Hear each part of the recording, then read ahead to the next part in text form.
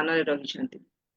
ଆଉ ଯାହାର ଆଦେଶରେ ବାୟୁକୁ ବହ କହିଲେ ବାୟୁ ବହିକି ଯାଉଛି, ଆଉ ଯାହାର ଆଦେଶରେ ତୋଫାନ ମଧ୍ୟ ଥମି ଯାଉଛି, ଆଉ ଯାହାଙ୍କର ସ୍ପର୍ଶରେ ଗୋଟେ ଅନ୍ଧ ଦେଖି ପାରୁଛି, ଛୋଟା ଚାଲି ପାରୁଛି, ବଧିର ଶୁଣି ପାରୁଛି, ଆଉ ଜଣେ ମୃତ୍ୟୁ ବ୍ୟକ୍ତି ମଧ୍ୟ ଜୀବନ ପାଇପାରୁଛି।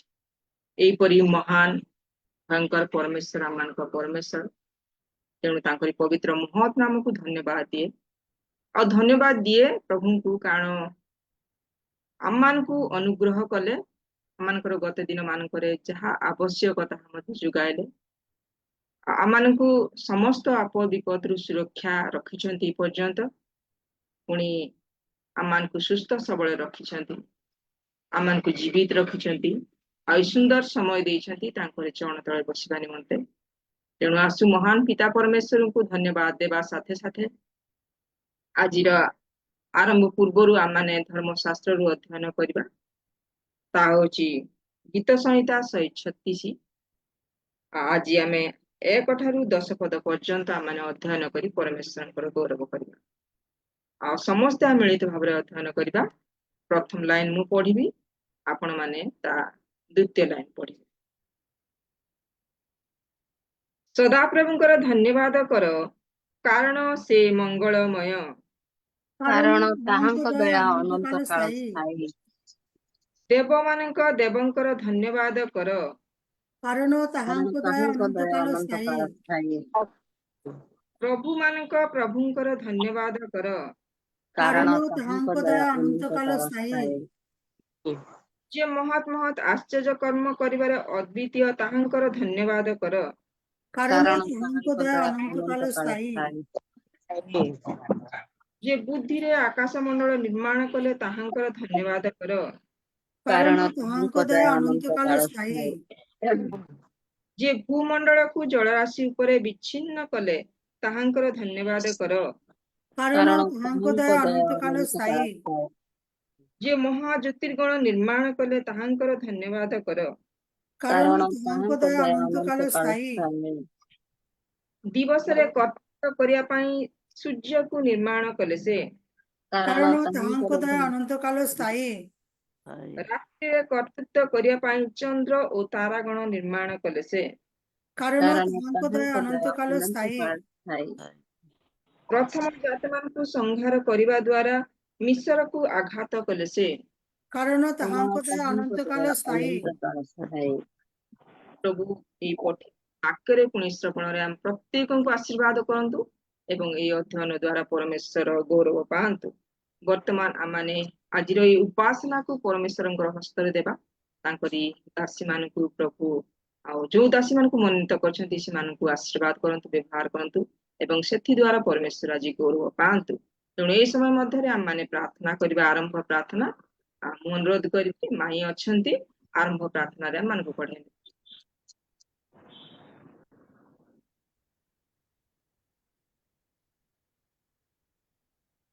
ମିସେସ୍ ଟୁନୁ ଲିମା ଅଛନ୍ତି, ଆଉ ମୁଁ ଅନୁରୋଧ କରେ ଆରମ୍ଭ ପ୍ରାର୍ଥନାରେ ପଢାଇ ନେବେ।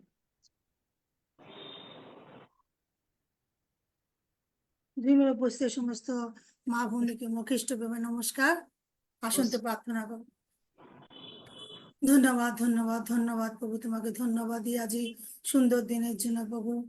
তুমি আমাদেরকে সুস্থ সবল রাখি প্রভু। তুমি আমাদের আবার একটা বুধবার আমাদের জীবনে যোগ করে দিয়েছে প্রভু, তার জন্য প্রভু ধন্যবাদ দিই। ও প্রভু দয়াময় পিতা প্রভু, তুমি আমাদের পাপ অপরাধ ক্ষমা করেছো প্রভু। ও দয়াময় পিতা প্রভু, তুমি আমাদের সুরক্ষা করে নিয়ে চলেছো প্রভু, তার জন্য প্রভু ধন্যবাদ দিই প্রভু। প্রভু আজ এই ওমেন্স ফেলোশিপে প্রভু আমরা যত লোক প্রভু আমরা উপস্থিত হয়েছি, তুমি সকলকে আশীর্বাদ করো প্রভু। যারা প্রভু উপস্থিত এখনো হয়ে পারেনি প্রভু, তাদেরকেও দয়া করো, আশীর্বাদ করো, যেন তারা তোমার ধন্যবাদ প্রশংসা করতে পারে প্রভু। সঙ্গে থাকো আজ এই ওমেন্স ফেলোশিপে প্রভু আমরা যে কজন প্রভু আমরা যা কিছু করবো প্রভু, তাদের সমস্ত তুমি আশীর্বাদ করো প্রভু। যে ভৌনি প্রভু বাইবেল রিডিং করো প্রভু, যে ভৌনি প্রভু গীত গাইবে প্রভু, তাদেরকে তুমি দয়া করো, আশীর্বাদ করো প্রভু।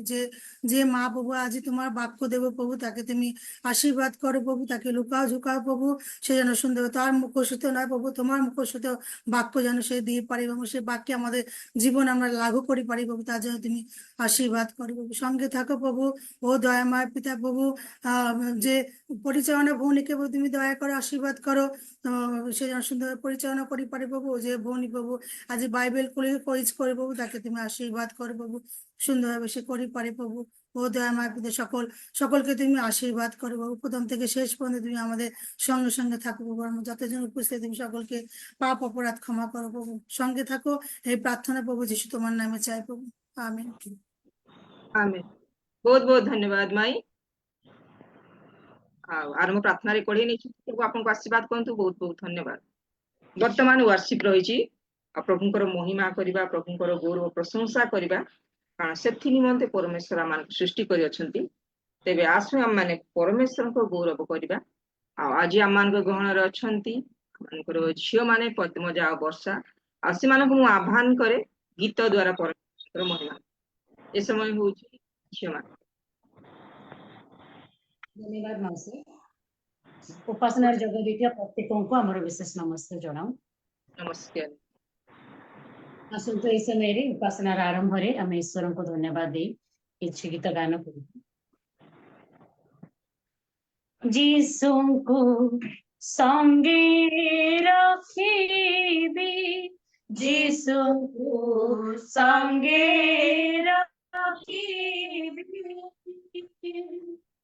रुदा पद्मा ताको देवी संगे रखिबी, जीसु को संगे रखिबी,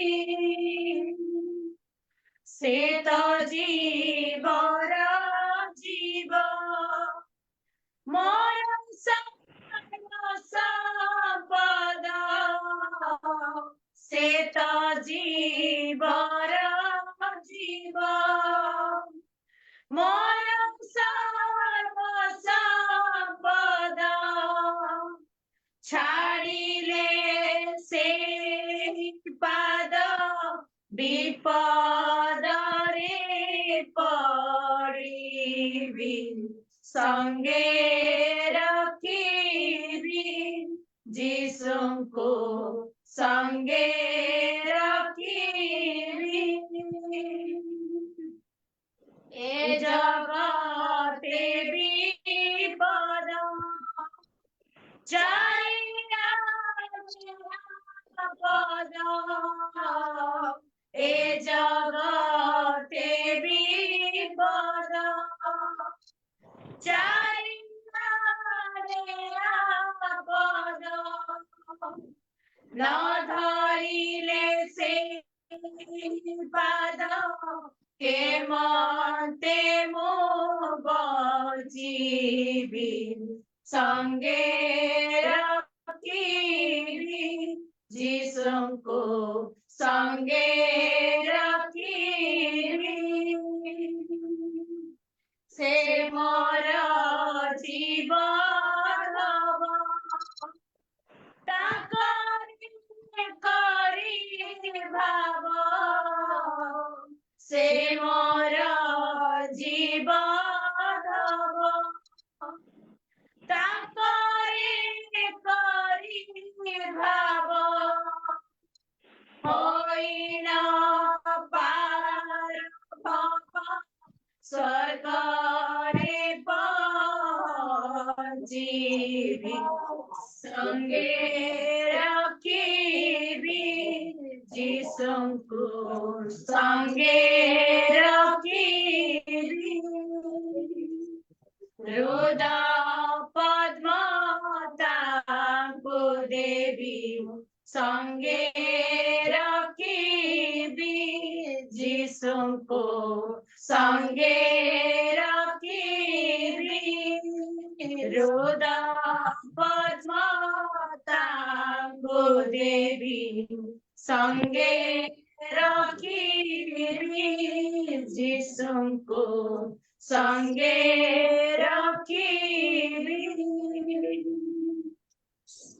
आसतु ए समय आम मैंने आउ एक गीत गाऊ विशेषकर आज उपासना निमंते निजक प्रस्तुत करू निजक ईश्वर निकट में समर्पण करू आम प्रत्येक निज हृदय अंतरतार आम मैंने समस्ते ईश्वर को धन्यवाद दो कारण ईश्वर ही पर्यंत सुरक्षा दी आनी जगतर समस्त विपद से रक्षा कर आनी आसतु ए समय आम प्रत्येक प्रार्थना सहित आउ एक गीत गान करू प्रार्थना सुन मोर प्रभु प्रार्थना सुन प्रार्थना सुन मोर प्रभु प्रार्थना सुन मुझे दिनाहीन करे निवेदन मुझे दिनाहीन करे निवेदन लोतक मोर कर ग्रहण लोतक मोर कर ग्रहण प्रार्थना सुन मोर प्रभु प्रार्थना सुन प्रार्थना सुन मोर प्रभु प्रार्थना सुन किए अछि ए जगतरे मो प्रार्थना सुनिबाकु केही नाही तुम बिना जिसु दुख मोर जानिबाकु किए अछि ए जगतरे मो प्रार्थना सुनिबाकु केही नाही तुम बिना जिसु दुख मोर जानिबाकु एणु तुम पदे नेली मु शरण एणु तुम पदे नेली मु शरण लोतक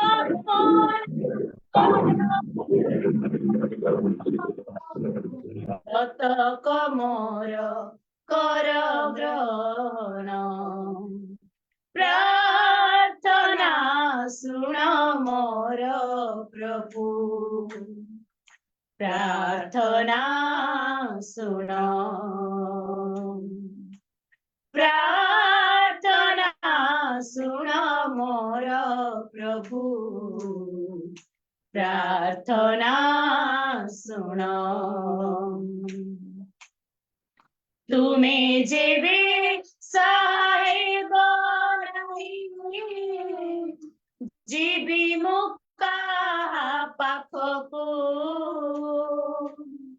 मरुद वेदना जणाइबी जिसु मो आउ काहाकु तुम्हें जेबे साहेब जीवी मुका पाखकु मरुद वेदना जणाइबी जिसु मो आउ काहाकु एणु तुम पासे हेली समर्पण एणु तुम पासे हेली समर्पण लोतक मोर कर ग्रहण लोतक मोर कर ग्रहण प्रार्थना सुन मोर प्रभु प्रार्थना सुन प्रार्थना सुन मोर प्रार्थना सुनो।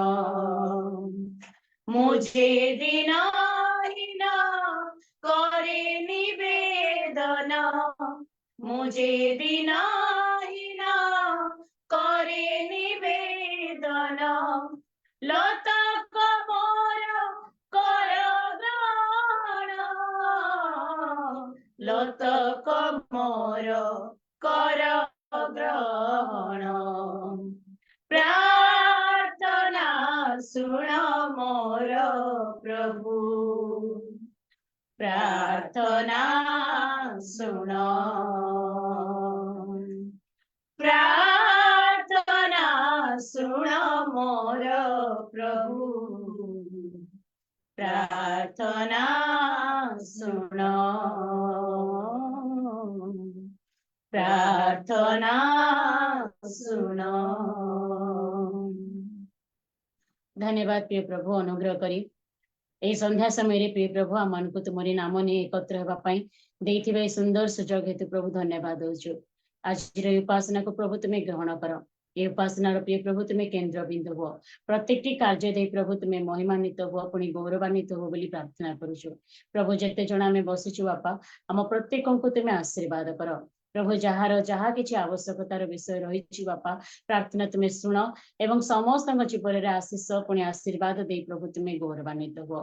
हे प्रिय प्रभु, आज ये समय प्रिय प्रभु वाक्य दे मान कथा कह, हे प्रभु से वाक्य को आम मैंने शुणु प्रभु बुझी पारू से प्रकार तुम्हें आम को ज्ञान दियो। हे प्रिय प्रभु आम को से सूची अंतकरण दियो। हे प्रिय प्रभु जेपरी से वाक्य को आम मैंने ग्रहण करूँ, निज निज जीवन में से वाक्य को आम मैंने व्यवहार करूँ मध्य प्रिय प्रभु तुम्हारी गौरव तुम्हारी प्रिय प्रभु साक्षर कारण हबो प्रभु से प्रकार तुम्हें आम प्रत्येक को आशीर्वाद कर। हे प्रिय प्रभु आज उपासनार परिचालन दायित्व मौसी को तुम्हें विशेष भाव में आशीर्वाद कर, तांको द्वारा प्रभु आज कार्यक्रम को तुम्हें उत्तम रूपे परिचालना कर बोली प्रार्थना करुचे। समस्त यांत्रिक समस्त टेक्निकल त्रुटि को तुम्हें काढ़ी नहीं प्रभु, तुम्हें समस्त विषय को उत्तम रूपे परिचालना कर। पुनर्बार प्रिय प्रभु ये प्रार्थना शुणिच धन्यवाद दे आज उपासना को तुम्हारे चरण तले समर्पण करी क्षुद्र प्रार्थना ख्रीष्ट जीशु नाम मागुछु पिता, आमेन। धन्यवाद। आमेन। बहुत बहुत धन्यवाद। और ये आराधना द्वारा प्रभुंकर गौरव हो और झील मान को बहुत बहुत धन्यवाद दिए और से व्यक्तिगत विभिन्न कार्य रही तथापि मोर अनुरोध रक्षा कले आ प्रभु देइथिबा दान को जीवन को परमेश्वर को गौरव निमंते व्यवहार करिसंती। सुंदर आध्यात्मिक गीत द्वारा समर्पित गीत द्वारा परमेश्वर को गौरव देवा साथे आमान को मध्य परमेश्वर को निकटस्थ कराइसंती। झी मान को बहुत बहुत धन्यवाद। प्रभु तुमान को बहुल भाव में आशीर्वाद करंतु। बहुत बहुत धन्यवाद। वर्तमान रही बाइबल रीडिंग परमेश्वर वाक्य को वर्तमान माने शुणिबा अध्ययन द्वारा और समय मध्य अध्ययन करने निमंते मु आह्वान करे आम मान गहन रे जोड़ित होइछंती आम मान सिस्टर श्रद्धांजलि तुम राहुल केला अनुरोध करे बाइबल अध्ययन रे सहायता करियो। जूम रे थिबा समस्त को मोर ख्रीष्ट प्रेम नमस्कार। असंतु आमने ए समय रे बाइबल रो गोटे अंश पढ़िबा ता हैला गीत संहिता 138 आ मु आरंभ रु शेष पर्यंत पढ़िबी। गीत संहिता 138। मु आपणार सर्वांतकरण रे तुम्भर धन्यवाद करिबी। देवगण साक्षात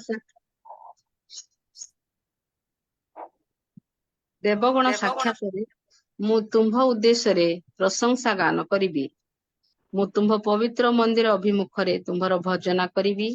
पुणी तुम्भर स्नेहपूर्ण करुणा और तुम्भर सत्यता सकाशे तुम्भ नामर धन्यवाद करिबी। कारण तुम्भे आपणार सकल नाम अपेक्षा आपणार वाक्य महत् करियछ। मु प्रार्थना करिबा दिन तुम्भे मते उत्तर देल। तुम्भे मो प्राण को बल देई साहसिक कल।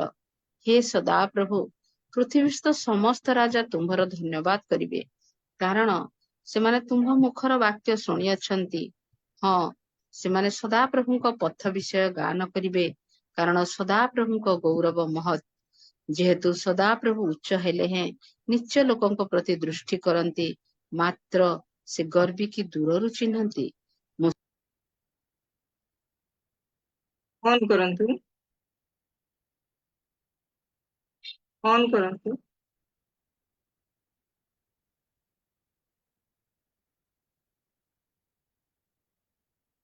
ଅନ୍ କରନ୍ତୁ। Sister Shraddha.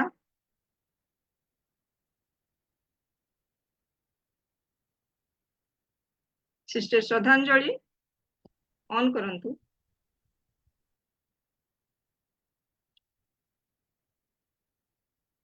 ଅନ୍ କରନ୍ତୁ। ବନ୍ଦ ହେଇଯାଉଛି ପୁଣି ଆଉ ଥରେ। ସରିଲା। ସରିଲା। ଆଉ ବହୁତ ବହୁତ ଧନ୍ୟବାଦ ଆପଣଙ୍କୁ। ଆଉ ପରମେଶ୍ୱରଙ୍କର ବାକ୍ୟକୁ ଅତି ଉତ୍ତମ ଭାବରେ ସ୍ପଷ୍ଟର ସହିତ ପରମେଶ୍ୱରଙ୍କର ସେ ମହାନ କାର୍ଯ୍ୟ ବିଷୟ ନେଇ ପରମେଶ୍ୱରଙ୍କର ଯେଉଁ ଆଉ ସମସ୍ତ ବିଷୟ ଯାହା ଲେଖା ହେଇଛି ମହାନ କାର୍ଯ୍ୟ ବିଷୟ ନେଇ ତାହା ଅଧ୍ୟୟନ କରିଛନ୍ତି। ଆପଣଙ୍କୁ ବହୁତ ବହୁତ ଧନ୍ୟବାଦ। ଆଉ ପ୍ରଭୁ ଆପଣଙ୍କୁ ବହୁଳ ଭାବରେ ଆଶୀର୍ବାଦ କରନ୍ତୁ। ବହୁତ ବହୁତ ଧନ୍ୟବାଦ ଉତ୍ତମ ଭାବରେ ଅଧ୍ୟୟନ କରି ପରମେଶ୍ୱରଙ୍କର ଗୌରବ କରିଥିବାରୁ। ପ୍ରଭୁ ଆପଣଙ୍କୁ ଆଶୀର୍ବାଦ କରନ୍ତୁ। ବର୍ତ୍ତମାନ ରହିଛି ମେମୋରି ଭର୍ସ। ଆଉ ଯଦି ଆପଣମାନେ ମୁଖସ୍ଥ କରିଛନ୍ତି ପରମେଶ୍ୱରଙ୍କର ବାକ୍ୟକୁ ତାହେଲେ ବର୍ତ୍ତମାନ କହିପାରିବେ, ମୁଖସ୍ଥ ପଦ କହିପାରିବେ।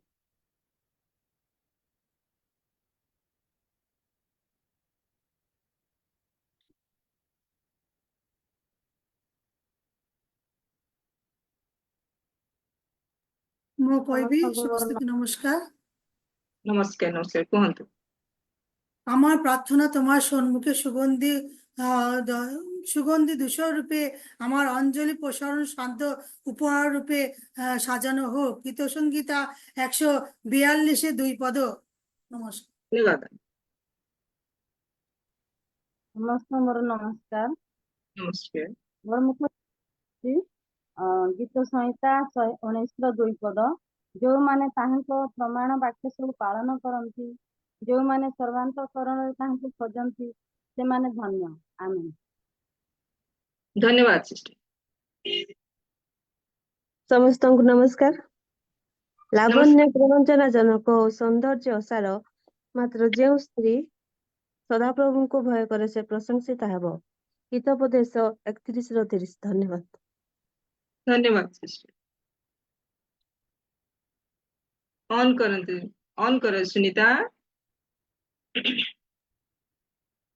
ସମସ୍ତଙ୍କୁ ନମସ୍କାର। ସ୍ୱର୍ଣ୍ଣମୟ ପଦ ଚିହ୍ନ 15 ପର୍ବ 1 ଆଉ 2 ପଦ। ମୁଁ ପ୍ରକୃତ ଦ୍ରାକ୍ଷାଲତା, ମୋହର ପିତା କୃଷକ। ମୋ ଠାରେ ଥିବା ଯେକୌଣସି ଶାଖା ଫଳ ନ ଫଳେ ସେ ତାହା କାଟି ପକାନ୍ତି, ଆଉ ଯେକୌଣସି ଶାଖା ଫଳ ଫଳେ ସେ ଅଧିକ ଫଳ ଫଳିବା ନିମନ୍ତେ ସେ ତାହା ପରିଷ୍କାର କରନ୍ତି। ଧନ୍ୟବାଦ। ବହୁତ ବହୁତ ଧନ୍ୟବାଦ ସିଷ୍ଟର। ଆଉ ଯଦି କିଏ କହିବା ପାଇଁ ଚାହେଁ। ସମସ୍ତଙ୍କୁ ମୋର ନମସ୍କାର। ଗୀତ ନମସ୍କାର। ସଂହିତା 45 ପର୍ବ ତାର 4 ପଦ।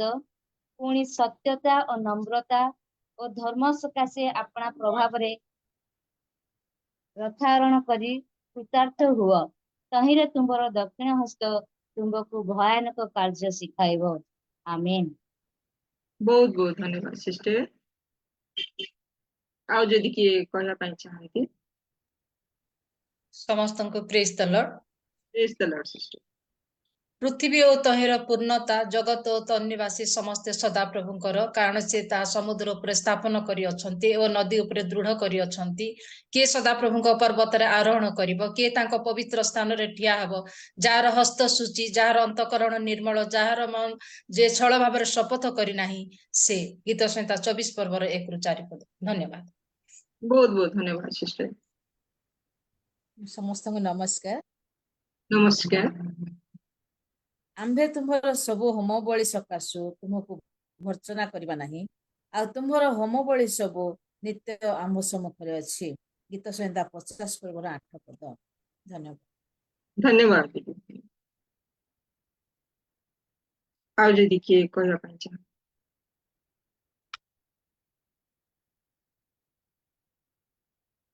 ଆପଣମାନଙ୍କୁ ବହୁତ ବହୁତ ଧନ୍ୟବାଦ।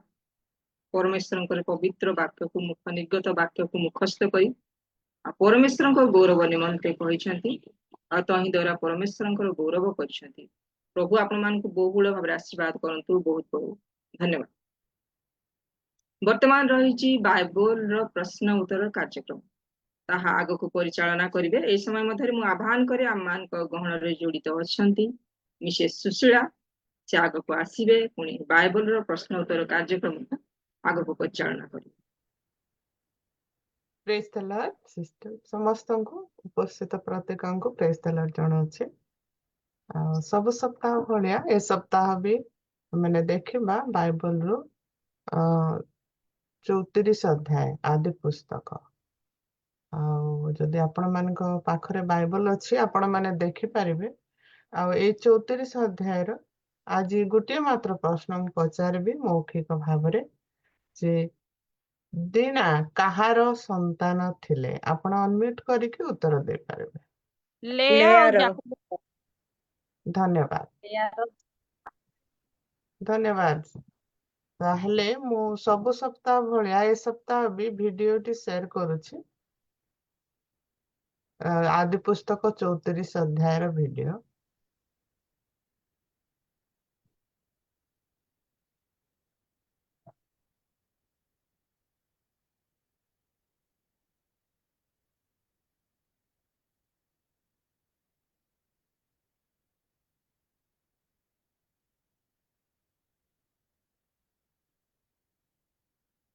ଗୋଟେ minute sorry.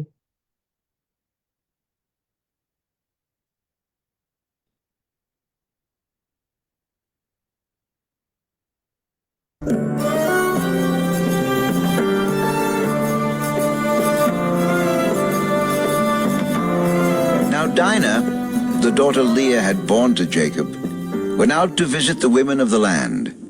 When Shechem, son of Hamor the Hivite, the ruler of that area, saw her, he took her and violated her. His heart was drawn to Dinah, daughter of Jacob, and he loved the girl and spoke tenderly to her. And Shechem said to his father Hamor, "Get me this girl as my wife."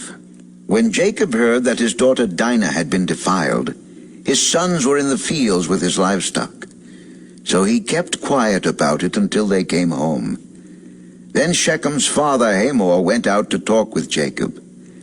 Now Jacob's sons had come in from the fields as soon as they heard what had happened. They were filled with grief and fury, because Shechem had done a disgraceful thing in Israel by lying with Jacob's daughter, a thing that should not be done. But Hamor said to them, "My son Shechem has his heart set on your daughter. Please, give her to him as his wife. Intermarry with us. Give us your daughters and take our daughters for yourselves. You can settle among us. The land is open to you. Live in it, trade in it, and acquire property in it." Then Shechem said to Dinah's father and brothers, "Let me find favor in your eyes, and I will give you whatever you ask. Make the price for the bride and the gift I am to bring as great as you like, and I'll pay whatever you ask me. Only give me the girl as my wife."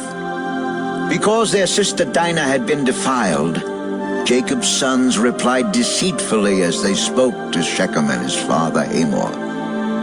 They said to them, "We can't do such a thing.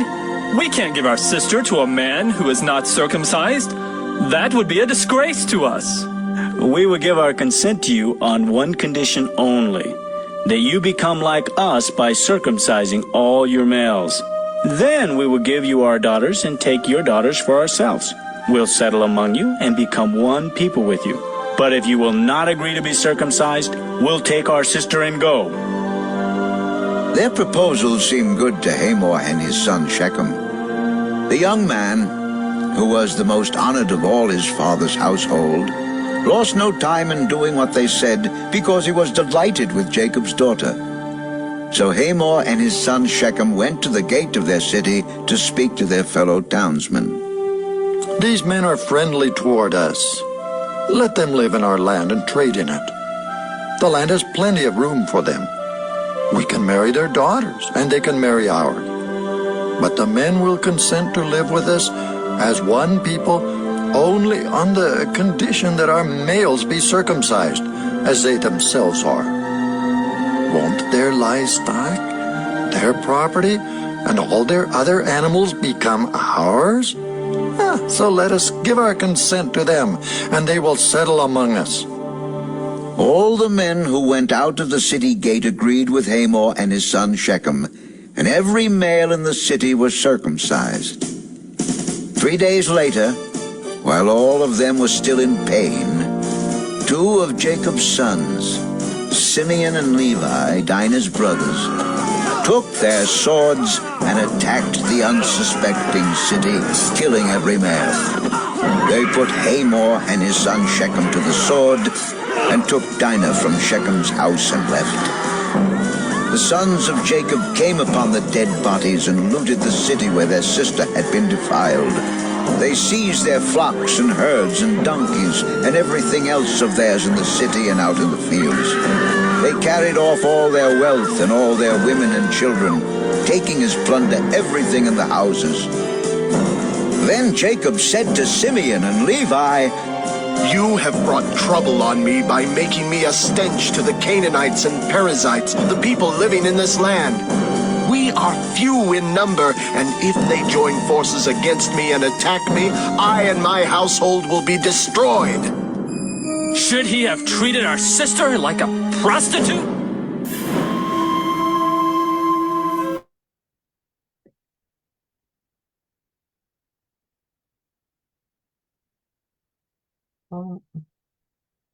ଏହା ଥିଲା ଆଜିର Genesis 34 chapter.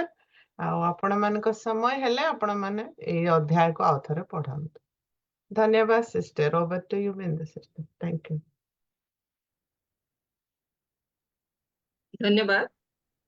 ପ୍ରଶ୍ନ ଉତ୍ତର କାର୍ଯ୍ୟକ୍ରମକୁ ଉତ୍ତମ ଭାବରେ ଚଳେଇ ନେଇଛନ୍ତି, ସ୍କ୍ରିନରେ ବି ଆମମାନଙ୍କୁ ଦେଖେଇଛନ୍ତି ଉତ୍ତମ ଭାବରେ, ଯୋଉ ଦ୍ୱାରା କି ଆମମାନଙ୍କର ମନରେ ରହିବ। ଆପଣଙ୍କର ଚେଷ୍ଟା ପାଇଁ ପ୍ରଭୁ ଆପଣଙ୍କୁ ଆଶୀର୍ବାଦ କରନ୍ତୁ। ବହୁତ ବହୁତ ଧନ୍ୟବାଦ। ଆଉ ବର୍ତ୍ତମାନ ରହିଛି ଟେଷ୍ଟିମୋନିର ସମୟ। ପ୍ରଭୁଙ୍କ ଠାରୁ ଆପଣମାନେ ଆଶୀଷ ପାଇଛନ୍ତି, ଆଶୀର୍ବାଦ ପାଇଛନ୍ତି, ଆଶ୍ଚର୍ଯ୍ୟକ୍ରିୟା ହେଇଛି, ତେବେ ଆପଣମାନେ ପ୍ରଭୁଙ୍କ ଗୌରବ ନିମନ୍ତେ ଟେଷ୍ଟିମୋନି ଦେଇପାରିବେ। ବର୍ତ୍ତମାନ ସମୟ ହେଉଛି ସାକ୍ଷ୍ୟ ଦେବାର ସମୟ, ଆପଣମାନେ ଦେଇପାରିବେ। Praise the Lord. Hallelujah. Praise the Lord, praise the Lord, hallelujah। ଆଉ ଗତ ସପ୍ତାହ ଆମେ ମା ପୁଅ ଝିଅ 3 ଜଣ ଗୋଟେ ଶେଷରେ ପଡିଥିଲୁ। ବହୁତ ଜ୍ୱର, ବହୁତ ଅସୁସ୍ଥ ହେଇଯାଇଥିଲୁ। ଜ୍ୱର, କାଶ, ଥଣ୍ଡା ହେଇଯାଇଥିଲା। ଆମମାନଙ୍କୁ ପ୍ରଭୁ ଆଶ୍ଚର୍ଯ୍ୟ ପ୍ରକାର ବିନା ଔଷଧରେ ସୁସ୍ଥ କରିଛନ୍ତି। ଆଉ ଦୁର୍ବଳ, ବହୁତ ଦୁର୍ବଳ ମଧ୍ୟ ଅନୁଭବ କରୁଛୁ ବର୍ତ୍ତମାନ ପର୍ଯ୍ୟନ୍ତ। ଝିଅ ବହୁତ ଦୁର୍ବଳ ଅଛି। ଆଉ ବିଶେଷ କରି ପ୍ରାର୍ଥନା ଅନୁରୋଧ ରଖନ୍ତୁ, ପ୍ରାର୍ଥନା କରନ୍ତୁ ଆମ ପାଇଁ। ଝିଅ ପାଇଁ ବିଶେଷ କରି ପ୍ରାର୍ଥନା କରନ୍ତୁ, ସେ ବି ବହୁତ ୱିକ୍ ଅଛି। ଧନ୍ୟବାଦ। ପ୍ରଭୁ ସୁସ୍ଥ କରିଛନ୍ତି, ପ୍ରଭୁଙ୍କ ମହାନାମର ଧନ୍ୟବାଦ ହଉ। ଧନ୍ୟବାଦ। ବହୁତ ବହୁତ ଧନ୍ୟବାଦ। ପ୍ରଭୁ ସୁସ୍ଥ କରିଛନ୍ତି, ତେଣୁ ପ୍ରଭୁଙ୍କର ନାମ ଧନ୍ୟ ହେଉ। ପ୍ରଭୁ ଗୌରବ ପାଆନ୍ତୁ ଏ ସାକ୍ଷୀ ଦ୍ୱାରା। ଆମମାନେ ଆପଣଙ୍କ ପରିବାର ନିମନ୍ତେ, ଝିଅ ନିମନ୍ତେ, ପୁଅ ନିମନ୍ତେ, ପୁଣି ଆପଣଙ୍କ ନିମନ୍ତେ ମଧ୍ୟ ଆମମାନେ ପ୍ରାର୍ଥନାରେ ପଢେଇବୁ। ଆଉ ଯଦି କାହାରି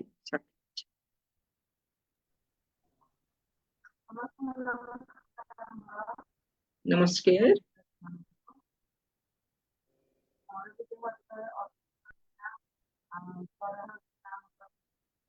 ଦୀपिକା ସିଷ୍ଟର କ୍ଲିୟର ହଉନି, ଭଏସ ଟିକେ ବ୍ରେକିଂ ହଉଛି ସିଷ୍ଟର, କ୍ଲିୟର ଆସୁନି।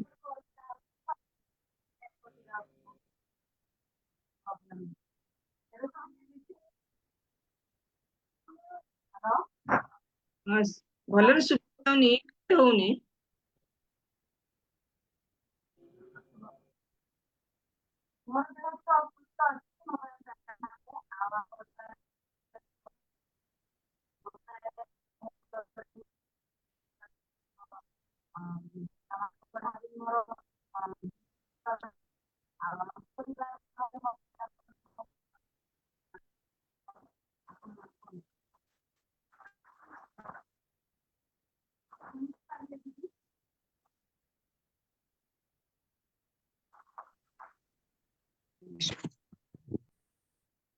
ଠିକ ଅଛି।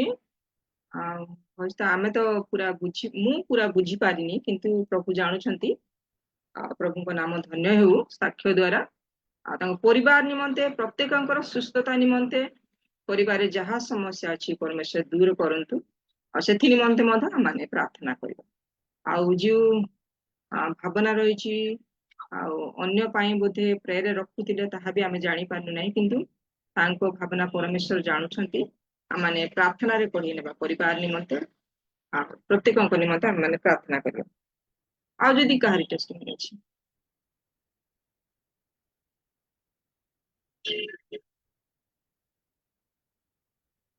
ठीक अछि जदी नाही तेबे प्रभु गौरव पांतु ए साक्ष्य द्वारा आ विशेष करी आमाने प्रार्थना करबा आमान को गण रे अछंती नलिनी सिस्टर को मु अनुरोध करे सिस्टर अछंती आ दी गोटी साक्ष्य जानी पारिछंती सिस्टर सुचिता को परिवार निमंते प्रार्थना करबे धन्यवाद प्रार्थना पुनी अनुरोध प्रार्थना पुनी दीपिका सिस्टर कहूथिले किंतु एते तो मु जानी पारलिनी किंतु तांको परिवार निमंते प्रत्येकंक निमंते प्रार्थना रे पढ़ी नेबे पुनी आ दुई गोटे विषय मु कहबी सेथि निमंते मध्ये प्रार्थना रे पढ़ी नेबे आ एई दिन मानकरे आमो देश रे जो जिनिसर दरदाम बढ़ी चलछि अधिक अधिक भाबरे बढ़ी चलछि आ जे माने किणवा को जानती असुविधार सम्मुखीन होती किणवा बहुत असुविधार सम्मुखीन मैंने जो मानकर पाखरे पैसा नहीं सी मान निमंते तो बहुत कष्टकर समस्या होउची तेणुकरी जेपरिक हटिब माने माने जो पदक्षेप नहीं सरकार अधिक रु अधिक जो बढ़े निमंते जेपरि कमे कि से माने ये करिवे माने जन लोक मान निमंते जेपरिक चिंता करेंगे जे प्रत्येक लोक मान सुविधा निमंते जेपरिक से चिंता करेंगे से निमंते प्रार्थना रे पढ़ी नेबे पुनी प्रत्येक वृद्ध बापा माँ मान निमंते प्रार्थना करबा कि एई दिन मानकर से माने चिंता करंती भावंती निराश हुंती दुख हुंती हमकु के देखिबे हमर केई नाहंती हमनकु माने असुस्थ हेले किए देखिबा लोक नाहंती किए देखबे ए भावना से मानक मन मध्य रही थाए प्रभु से मानकर भावना देखुछंती जानुछंती से मानकर आवश्यकता से मानकर जहा चिंता रही प्रभु से मानकु सहाय्य करंतु से मानकु भरोसा दियंतु धैर्य दियंतु एथि निमंते मध्ये प्रार्थना करबा विशेष करी प्रभु को ठारे जे परि कि से माने निर्भर करिवे सेथि निमंते मध्ये माने प्रार्थना करबा वाक्य निमंते मध्ये प्रार्थना करबो एके दोडी विषय आपण प्रार्थना प्रेज द लॉर्ड सिस्टर जो मेरे उपस्थित समस्त को मोर नमस्कार सुंदर सुजोग पाई धन्यवाद आसंतो आमे प्रार्थना करिबा महामहिम आमानकर स्वर्गवासी सदा प्रभु परमेश्वर आमानकर द्वितीय त्राणकर्ता मुक्तिदाता उद्धारकर्ता परमेश्वर तुमे जे स्नेहशील कृपामय क्रोधरे धीर आमानकर एकमात्र प्रतिपालक रक्षाकर्ता परमेश्वर धन्यवाद दौछु राजा गौरव महिमा प्रशंसा करूछु तुमे जुगे जुगे जीवित अट मोर परमेश्वर आमे तुमरे प्रशंसा करूछु तुमे एकमात्र आमानकर जत्न नेबा परमेश्वर आमे तुमरे गौरव करूछु तुमे मानकर संगे संगे रहिबा परमेश्वर आमानको परित्याग न करिबा परमेश्वर सेति पई तुमर प्रशंसा करूछु आमानको प्रति मनोयोगी परमेश्वर बोली धन्यवाद दौछु सेति पई प्रभु आमानको सुस्थ स्वास्थ्य आरोग्यता देई हाँ पिता सप्ताह सारा मानकर सहवर्ती परमेश्वर हेल समस्त प्रकार मंगल सुरक्षा करी आमानकर समस्त भार नहीं प्रभु पुनर्बार ए महिला समिति रे प्रभु ए संध्या समय प्रभु तुमर पवित्र चरण निकट रे बसिबा निमंते तुमर उपस्थिति मध्य किसी समय क्षेपण करबा निमंते साहाय्य करियछ आमे तुमरी गौरव करूछु धन्यवाद दौछु प्रभु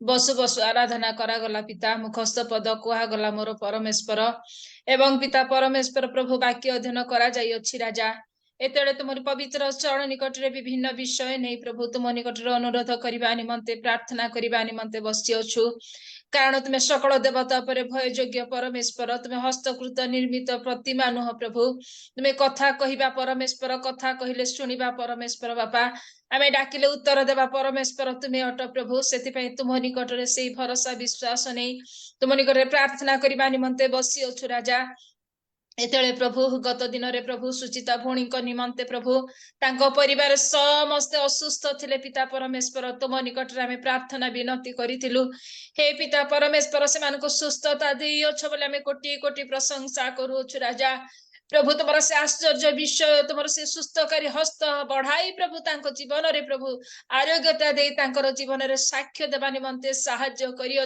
आमे तुमरी गौरव करूछु एबे पर्यंत प्रभु शरीर दुर्बल अछि मोर परमेश्वर से मानकु बलवान कर शक्ति युक्त कर प्रभु शारीरिक सकल दुर्बलता को तुमे नहीं जाई प्रभु से मानकु तुमे आशीर्वाद करी बल प्रदान करी पुनर्बार प्रभु तुम हस्तरे दो संपूर्ण सुस्थता आरोग्यता दे धरी रख बोली प्रार्थना करूछि प्रिय प्रभु हेतले प्रार्थना करे राजा जो भणी प्रभु प्रार्थना अनुरोध करिले पिता परमेश्वर नेटवर्क रो प्रॉब्लम जगो किछि सुभा जाय नै परमेश्वर किंतु से जहा सब कहउथिले तुमरी आगरे कहउथिले प्रभु मनीषा आगरे नुहे समस्त विषय जानी अछ कहानी मते प्रार्थना अनुरोध केबा पारिवारिक समस्या केबा पारिवारिक अभाव असुविधा जहा किसी प्रभु तांके जणाउथिले बापा तुमे सुनी अछ जानी अछ से भौणीकर प्रार्थना निवेदन अनुसार तांको प्रति तुमे दया कर कृपा कर अनुग्रह कर बोली प्रार्थना करूछि मोर परमेश्वर एतले प्रार्थना करे राजा तुमर पवित्र क्रूस तले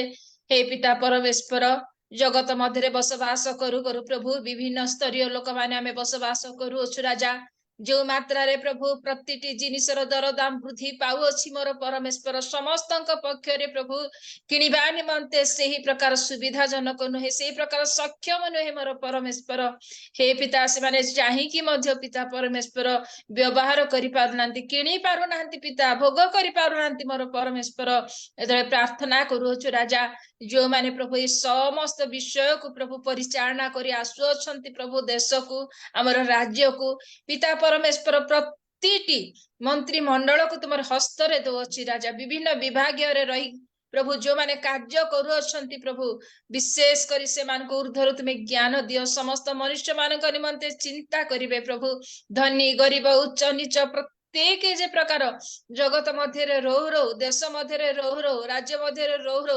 सुविधा पाई पारिबे प्रभु सेही प्रकार भाबरे से मानकर अंतर रे कार्य कर दे प्रकार प्रभु दर दाम कमेइबे प्रभु जदर लोक माने प्रभु किणी व्यवहार करि पारिबे प्रभु सेति पई तुमे दया करी से मानकर अंतर को प्रभु तुमे सर्च करी तांकर जहा किछि संकल्प करी अछंती से सब को परिवर्तन करिबा निमंते लोक मानकर विषय बुझिबा निमंते जानिबा निमंते से मानको साहाय्य कर बोली प्रार्थना करूछि जो द्वारा प्रभु जिनिस पत्र कमिबा द्वारा लोक माने जे प्रकार पिता हाँ पिता परमेश्वर निजर आयरु से माने किछि किणी पारिबे प्रभु सेति पई तुमे अनुग्रह प्रदान कर एथले प्रार्थना करे प्रभु प्रत्येकटी घर मानको प्रभु अनेक वृद्ध वृद्धा माने रही अछंती प्रभु से माने जेतले वृद्धा हे जानती दुर्बल हे जानती पिता परमेश्वर से मानकर मन मध्यरे चिंता प्रभु किए हमनको देखिबो जदि आमे शଯ୍ୟାଶାୟୀ हे जाऊ किए हमनकर सेवा करिवो प्रभु से मानकर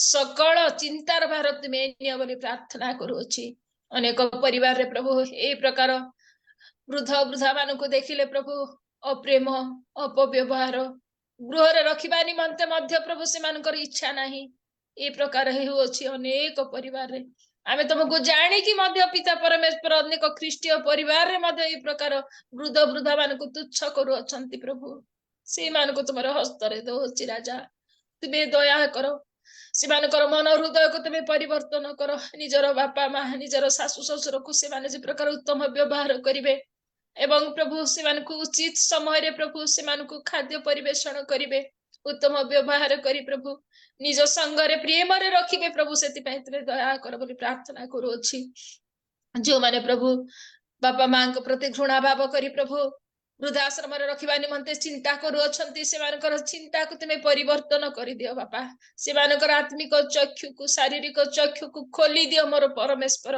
से माने जे प्रकार प्रभु निजर बापा माँ प्रति कर्तव्य कोन बुझिबे सेति पई तुमे दया कर बोली प्रार्थना करूछि एवं प्रभु वृद्धा माँ बापा मानकर चिंतार भार तुमे नियो बोली प्रार्थना करूछि से मानकर सहायक तुमे हो पिता गो एतळे बसी अछु बापा तुमर से जीवंत वाक्य पवित्र वाक्य सुनिबा निमंते पिता तुमे दया कर आमान को तुमे पवित्र कर शुचि कर राजा आमान को हृदय को तुमे उर्वर कर जो जीवंत बीज बुणिबा को जाऊ अछ आमान को हृदय मध्य चाह जे प्रकार पड़ी प्रभु 100 गुण फलवान हे पारिबो प्रभु श्रोता मात्र हेबा को दियो नाही प्रभु आम माने जे प्रकार से वाक्यर कर्मकारी हेबो प्रभु ସେଥିପାଇଁ ତୁମେ ଦୟା କର ବୋଲି ପ୍ରାର୍ଥନା କରୁଅଛୁ। ଦିନ ପ୍ରତିଦିନ ଆମମାନଙ୍କର ଆତ୍ମିକ ଜୀବନରେ ପ୍ରଭୁ ତୁମର ସେ ଜୀବନ୍ତ ବାକ୍ୟ ଦେଇ ଆମମାନଙ୍କୁ କଢାଇ ନେବା ନିମନ୍ତେ ପ୍ରଭୁ ଆମମାନଙ୍କୁ ଜୀବନରେ ସୁଯୋଗ ଦେଉଅଛ ରାଜା। ଧନ୍ୟବାଦ ଦଉଛୁ ରାଜା।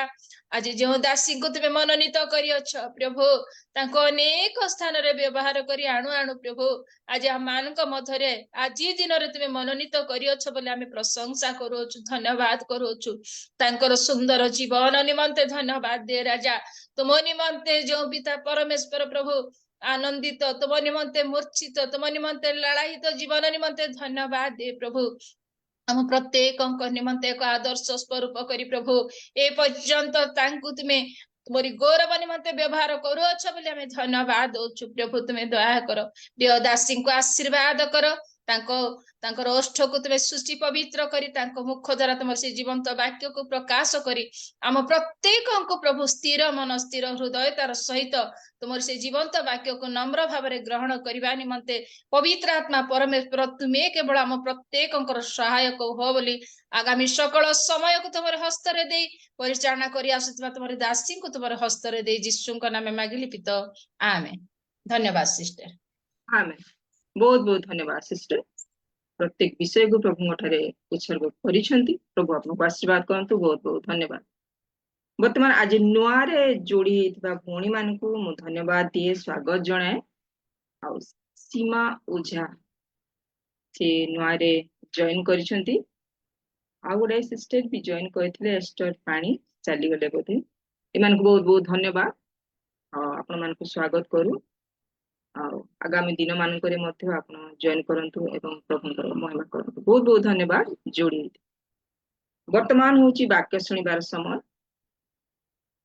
ଆଉ ଯୀଶୁ ନିଜେ କହନ୍ତି ଯେ ମୋ ରବ ଶୁଣିବ ଆଉ ମୋ ପଛରେ ଆସିବ, ମୁଁ ସେମାନଙ୍କୁ ସୁରକ୍ଷା କରିବି, ଅନନ୍ତ ଜୀବନ ଦେବି, ଯାହାକି ତାଙ୍କ ଠାରୁ କେହି ହେଲେ ହରଣ କରିପାରିବେ ନାହିଁ। ତେବେ ଆସନ୍ତୁ ଏହିପରି ମହାନ ପବିତ୍ର ବାକ୍ୟକୁ ଆମମାନେ ଶୁଣିବାକୁ ଯିବା, ଯାହାକି ଆମମାନଙ୍କ ଠାରୁ କେହି ହରଣ କରିବେ ନାହିଁ, ତାହା ଆମମାନଙ୍କୁ ଅନନ୍ତ ଜୀବନ ପ୍ରଦାନ କରିବ। ସେଇ ବାକ୍ୟ ପ୍ରତି ଆମମାନେ ମନୋଯୋଗ ହଉ, ଧ୍ୟାନ ଦଉ। ଆଜିର ବାକ୍ୟ ପରିବେଷଣ କରିବେ ପ୍ରଭୁଙ୍କର ପ୍ରିୟ ଦାସୀ। ପ୍ରାୟ ସମସ୍ତେ ଜାଣନ୍ତି, ସମସ୍ତଙ୍କର ପ୍ରିୟ ପୁଣି ସୁପରିଚିତ। ଆଉ କହିବାକୁ ଗଲେ ଏଇ ଦିନ ମାନଙ୍କରେ ଏଇ ବୟସରେ ଆଉ ଗୋଟାଏ ଜୁମ୍ ନୁହଁ, ପ୍ରାୟ ଗୁଡାଏ ଜୁମ୍ରେ ପ୍ରଭୁ ତାଙ୍କରି ଦାସୀଙ୍କୁ ଅତି ଉତ୍ତମ ଭାବରେ ଅଧିକ ଭାବରେ ବ୍ୟବହାର କରି ଆସୁଅଛନ୍ତି। ଆଉ ସେ ଜଣେ ଗୁଡ ସିଙ୍ଗର, ଅତି ସୁନ୍ଦର ଭାବରେ ଗୀତ ଦ୍ୱାରା ପରମେଶ୍ୱରଙ୍କର ଗୌରବ କରନ୍ତି ଆଉ ଲୋକମାନଙ୍କୁ ମଧ୍ୟ ପରମେଶ୍ୱରଙ୍କ ନିକଟସ୍ଥ କରାନ୍ତି। ସେ ଗୋଟେ ଗୁଡ ପ୍ରିଚର। ଆଉ ଯୋଉ ବାକ୍ୟ ସେ ଦିଅନ୍ତି ତାହା ଗୋଟେ ଶିକ୍ଷଣୀୟ ଉପଦେଶ ଆଉ ଉତ୍ସାହଜନକ, ଯାହାକି ପ୍ରତ୍ୟେକ ମନୁଷ୍ୟ ମାନଙ୍କୁ ତାହା ପରମେଶ୍ୱରଙ୍କ ନିକଟସ୍ଥ ହେବାରେ ବଢିବାରେ ସାହାଯ୍ୟ କରେ। ପ୍ରଭୁ ତାହାଙ୍କୁ ଅତି ଉତ୍ତମ ଭାବରେ ବ୍ୟବହାର କରି ଆଣୁଅଛନ୍ତି। ଆଉ ପ୍ରଭୁ ଦେଇଥିବା ଦାନ ଏଇ ଦିନ ମାନଙ୍କର ଅତି ଉତ୍ତମ ଭାବରେ ଆମମାନଙ୍କର ଆଣ୍ଟି ବ୍ୟବହାର କରି ଆସୁଛନ୍ତି ଏବଂ ବିଶେଷ କରି ପ୍ରଭୁଙ୍କ ନିମନ୍ତେ ବ୍ୟବହୃତ ହଉଛନ୍ତି। ତେଣୁ ପ୍ରଭୁଙ୍କୁ ଧନ୍ୟବାଦ ଦେବା ସାଥେ ସାଥେ ପ୍ରଭୁଙ୍କୁ ପୁଣି ଧନ୍ୟବାଦ ଦିଏ ଆଜି ଆମମାନଙ୍କୁ ତାଙ୍କରି ପ୍ରିୟ ଦାସୀଙ୍କୁ ମନୋନୀତ କରିଛନ୍ତି ତାଙ୍କରି ବାକ୍ୟକୁ ଆମମାନଙ୍କ ଗହଣରେ ଉପସ୍ଥାପନା କରିବା ନିମନ୍ତେ। ଆଉ ଏଇ ଓମେନ୍ସ ମିଟିଂରେ ମଧ୍ୟ ଆମମାନଙ୍କୁ ବାକ୍ୟ ଦେଇ ଉତ୍ସାହିତ କରିଛନ୍ତି ଆଗରୁ। ଆଉ ବର୍ତ୍ତମାନ ମଧ୍ୟ ପ୍ରଭୁ ତାଙ୍କରି ବାକ୍ୟ ତାଙ୍କରି ଦାସୀଙ୍କ ମୁଖ ଦ୍ୱାରା କହିବାକୁ ଚାହାନ୍ତି। ତେବେ ଏଇ ସମୟ ମଧ୍ୟରେ ମୁଁ ଆହ୍ୱାନ କରେ ଆଜିର ବାକ୍ୟ ପରିବେଷଣ କରିବେ ପ୍ରଭୁଙ୍କର ପ୍ରିୟ ଦାସୀ ପାତ୍ର ମା, ରେସ୍ପେକ୍ଟେଡ ମା କୁ ଅନୁରୋଧ करे ବାକ୍ୟ ଏ ସମୟ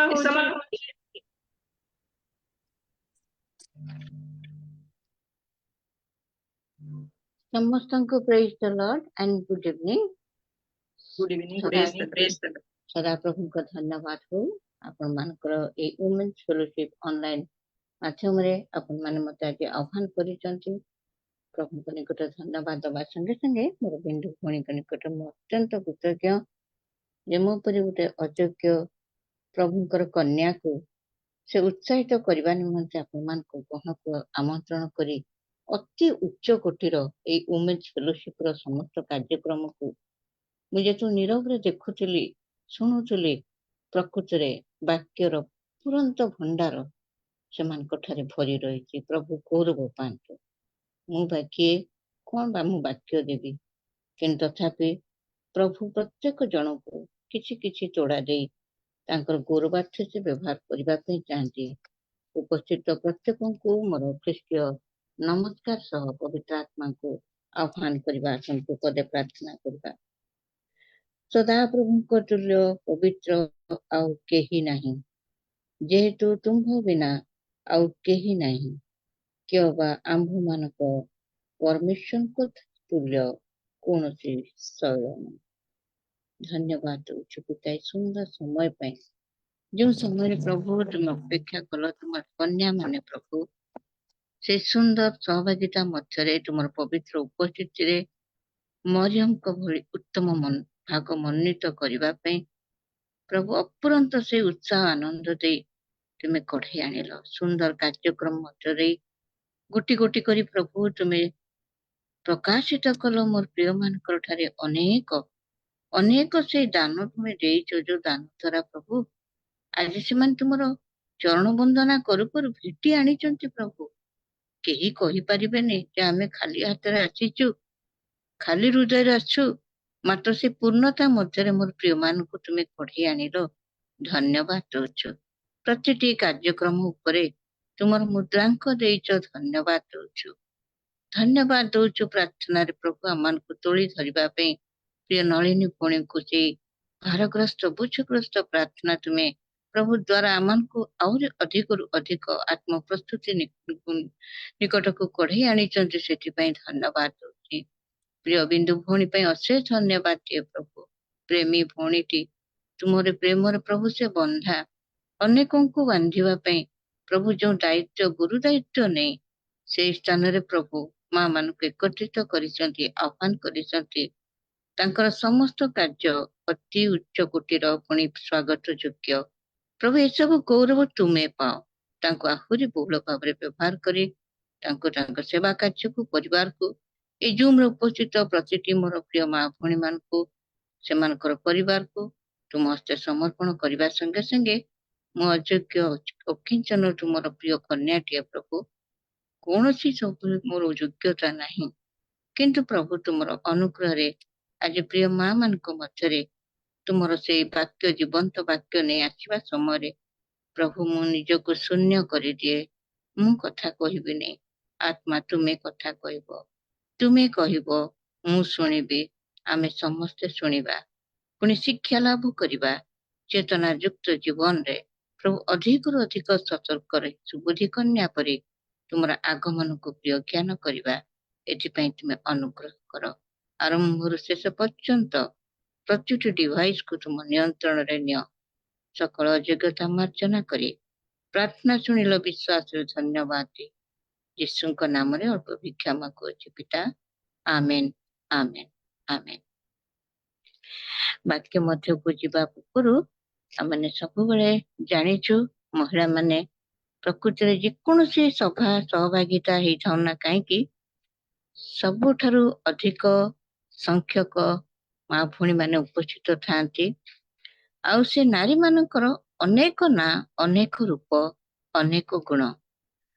ଆଜି ସବୁବେଳେ ଆମେ ଶୁଣି ଆସୁଛୁ ବାଇବଲର ବିଭିନ୍ନ ନାରୀ ମାନଙ୍କର କଥା, ପଜିଟିଭ ନାରୀ ମାନଙ୍କର କଥା। କିନ୍ତୁ ଆଜି ଆମେ ଯଦି ଟିକେ ସେ ନାରୀ ମାନଙ୍କ ବିଷୟରେ ଚିନ୍ତା କରିବା ପାଇଁ ଯାଉଛୁ, ତହିଁ ପୂର୍ବରୁ ମୁଁ ପ୍ରାୟ ଅନେକ ଜୁମ୍ରେ ଏଟାକୁ ମୁଁ କହିଛି, ଗୋଟେ ଗୃହିଣୀ ହିସାବରେ, ଗୋଟିଏ ମା ହିସାବରେ, ଗୋଟେ ସ୍ତ୍ରୀ ହିସାବରେ ଆମକୁ ଅନେକ ନାଁ ଦିଆଯାଇଛି। ଆଜି ସେ ନାମ ଗୁଡାକ ବିଷୟରେ ମୁଁ ଟିକେ ଆପଣ ମାନଙ୍କୁ ଜଣାଏ। ଯଦି ଆପଣ ମାନେ ଆଗରୁ ଜାଣିଛନ୍ତି, ଶୁଣିଛନ୍ତି, ତେବେ ଆଜି ଆଉ ଥରେ ଆପଣ ମାନେ ସେ ନାମ ଗୁଡିକ ସ୍ମରଣ ରଖନ୍ତୁ। ଆଦମଙ୍କ ନିମନ୍ତେ ହବା ପ୍ରସ୍ତୁତ ହେଲେ, ଅର୍ଥାତ୍ ନର ଠାରୁ ନିଟା ନାରୀ। ଆଉ ତାପରେ ଆମେ ଦେଖୁଛୁ ସେମାନଙ୍କର ଅନେକ ନାମ ଆଉ ଅନେକ କାର୍ଯ୍ୟ। ସେଥିମଧ୍ୟରୁ ଯେତେବେଳେ ଆମେ ଅକ୍ଷେଶ୍ୱର ରାଜାଙ୍କର ସେ କାହାଣୀ ପଢୁ, ସେଇଠି ଦୁଇଟି ରାଣୀଙ୍କ ବିଷୟରେ, ଶିବା ଦେଶର ରାଣୀଙ୍କ ବିଷୟରେ ଆହୁରି ଅନେକଙ୍କ ବିଷୟରେ ଆମେ ପଢୁ। ରାଣୀ ସେ ରାଜାଙ୍କର ଗୃହର ସର୍ବାଙ୍ଗୀନ ଉନ୍ନତ କରେ, ଅର୍ଥାତ୍ ଶୋଭାଯୁକ୍ତ କରେ। ଆଉ ସେଇ ତାହାକୁ ରାଣୀ ନାଁ ଦିଆଯାଇଛି। ଆଉ ଗୋଟେ ନାରୀର ଆଉ ଗୋଟେ ନାଁ ହଉଛି ସେ ସ୍ୱରୂପା। ଅର୍ଥାତ୍ ସଂସାରକୁ ସେ ସୁନ୍ଦର କରେ। କେବଳ ରୂପରେ ନୁହେଁ, ଗୁଣରେ ନୁହେଁ, ଆଚରଣ ନୁହେଁ, ସର୍ବ ବିଷୟରେ ସେ ସଂସାରକୁ ଅତି ସୁନ୍ଦର କରିକି ରଖେ। ସେଥିପାଇଁ ତା ନାଁଟି ଦିଆଯାଇଛି ସ୍ୱରୂପା। ଆଉ ଗୋଟିଏ ନାଁ ଦିଆଯାଇଛି ଦୁହିତା, ଅର୍ଥାତ୍ ଦୁଇ କୂଳର ହିତା। ପିତୃଗୃହ ପୁଣି ଆଉ ତାର ଶ୍ୱଶୁର ଗୃହ, ଦୁଇଟି ଗୃହକୁ ସେ କଣ କରେ ନା ହିତଜନକ କାର୍ଯ୍ୟ ଦ୍ୱାରା ପ୍ରତ୍ୟେକଙ୍କୁ ସମ୍ଭାଳି ନିଏ। କନ୍ୟା, କୁଳ ବା ବଂଶର ସେ ଧନ୍ୟା ବୋଲି ଆଖ୍ୟା ହୁଏ, ସେଥିପାଇଁ ତା ନାଁ କନ୍ୟା ବୋଲି ଦିଆଯାଏ। ଆଉ ଏକ ନାଁ ହଉଛି ମହିୟସୀ ମହିଳା, ଅର୍ଥାତ୍ ମହାନ ନେତୃତ୍ୱର ଅଧିକାରିଣୀ। ଅନେକ ପରିବାରରେ ଆମେ ଦେଖିଛୁ ଅନେକ ମା ମାନେ ପରିବାରର ମୁଖ୍ୟ ଦାୟିତ୍ୱକୁ ନିଜ ହାତକୁ ନେଇଯାଆନ୍ତି। ଆଉ ସେ ନେତୃତ୍ୱ ଦ୍ୱାରା ସ୍ୱାମୀ, ସଂସାର, ସନ୍ତାନ, ଆତ୍ମୀୟ ସ୍ୱଜନ ସମସ୍ତଙ୍କୁ ସେମାନେ ସୁନ୍ଦର ଭାବରେ କଣ କରନ୍ତି ନା ନେତୃତ୍ୱର ଅଧିକାର ଦେଇ ସେମାନଙ୍କୁ ଚଳେଇ ନେବା ପାଇଁ ସାହାଯ୍ୟ କରିଥିବାରୁ ତାଙ୍କୁ ମହିୟସୀ ମହିଳା ବୋଲି କୁହାଯାଏ। ଆଉ ଗୋଟିଏ ନାରୀର ନାଁ ଅଛି ପତ୍ନୀ, ଅର୍ଥାତ୍ ସ୍ୱାମୀକୁ ପତନରୁ ଯିଏ ରକ୍ଷା କରେ ସିଏ ହଉଛି ପତ୍ନୀ। ସୁନ୍ଦର ନାଁଟି। ଶ୍ରୀମତୀ, ସିରିଏଲ ଦେଖୁଥିବା ଶ୍ରୀମତୀ କମ ନୁହଁ। ଏ ଶ୍ରୀମତୀ ହଉଛନ୍ତି ସ୍ୱାମୀ ଗୃହର ସୌନ୍ଦର୍ଯ୍ୟକୁ ବଢାଏ। ଇନଭିଟେସନ କାର୍ଡରେ ମଧ୍ୟ ଆମେ ଦେଖିଛୁ ମିଷ୍ଟର ଆଣ୍ଡ ମିସେସ୍ ଆଗେ ଲେଖାଯାଏନି, ମିସେସ୍ ଆଣ୍ଡ ମିଷ୍ଟର ବୋଲି ଲେଖାଯାଏ। ସ୍ୱାମୀ ଗୃହର ସୌନ୍ଦର୍ଯ୍ୟକୁ ସେ ବଢାଏ।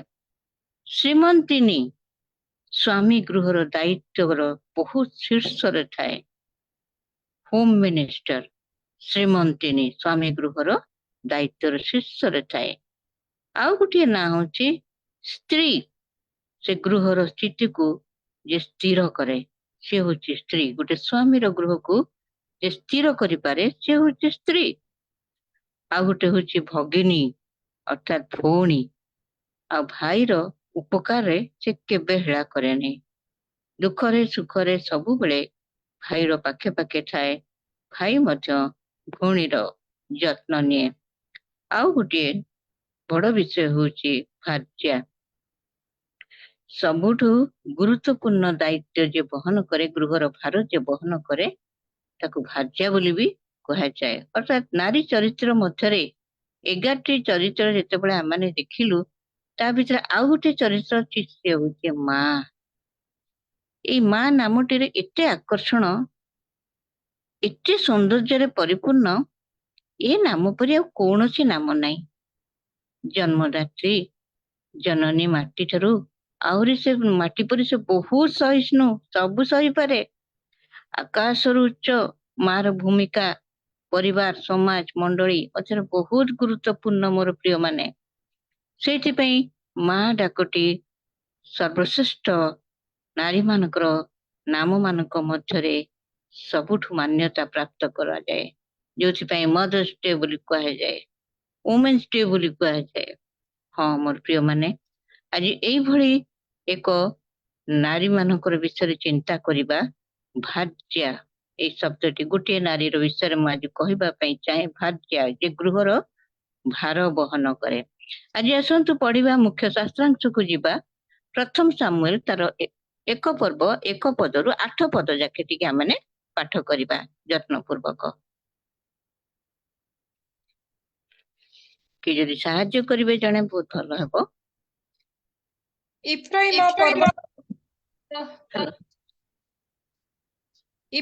ପର୍ବତ ରାମାଥିୟମ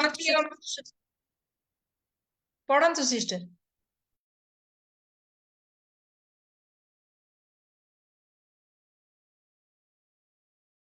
ଠିକ ଅଛି, ପଢିବା। ଇଫ୍ରାଇମ ପର୍ବତମୟ ଦେଶସ୍ଥ ରାମାଥୟମ ସୁଫିମର ଏକ ଇଫ୍ରାଇମର ଲୋକ ଥିଲା।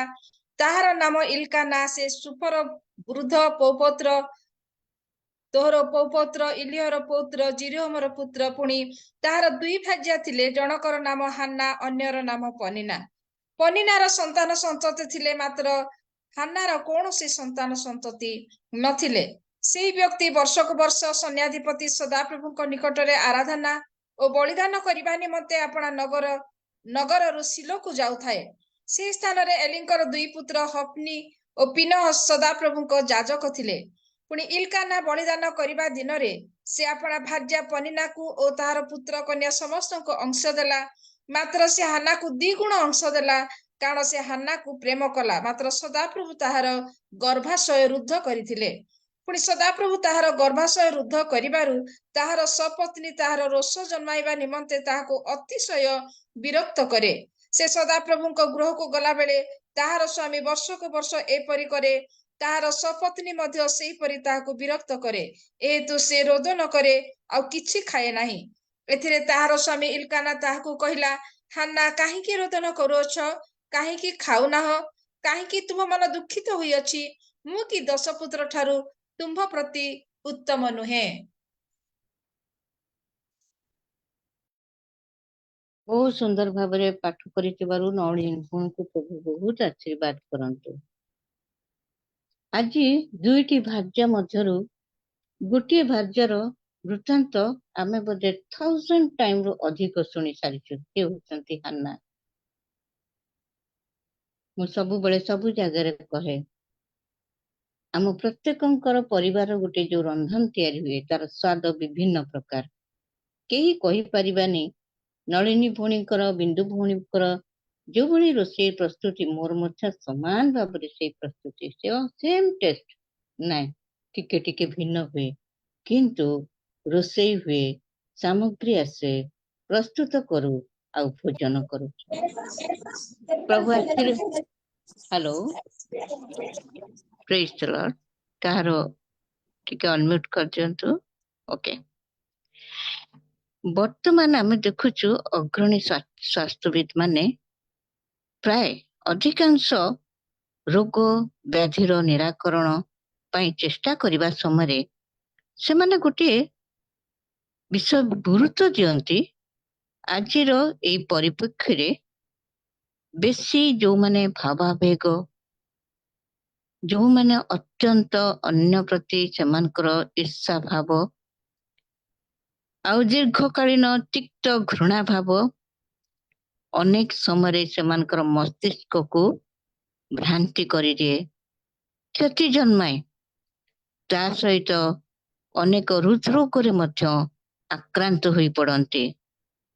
ତା ସାଙ୍ଗେ ସାଙ୍ଗେ blood pressure, sugar, so many of disease ଏସବୁ ଦ୍ୱାରା ଚାଲି ଆସେ। ଆଜି ଜଣେ ନାରୀଙ୍କର ବିଷୟରେ ପଢି ଜାଣିବା ପନିନ୍ନା। ଏଇ ପନିନ୍ନା ଆମେ ଜାଣୁଛୁ ଇଲକାନାଙ୍କର ଭାର୍ଯ୍ୟା ମଧ୍ୟରୁ ଜଣେ।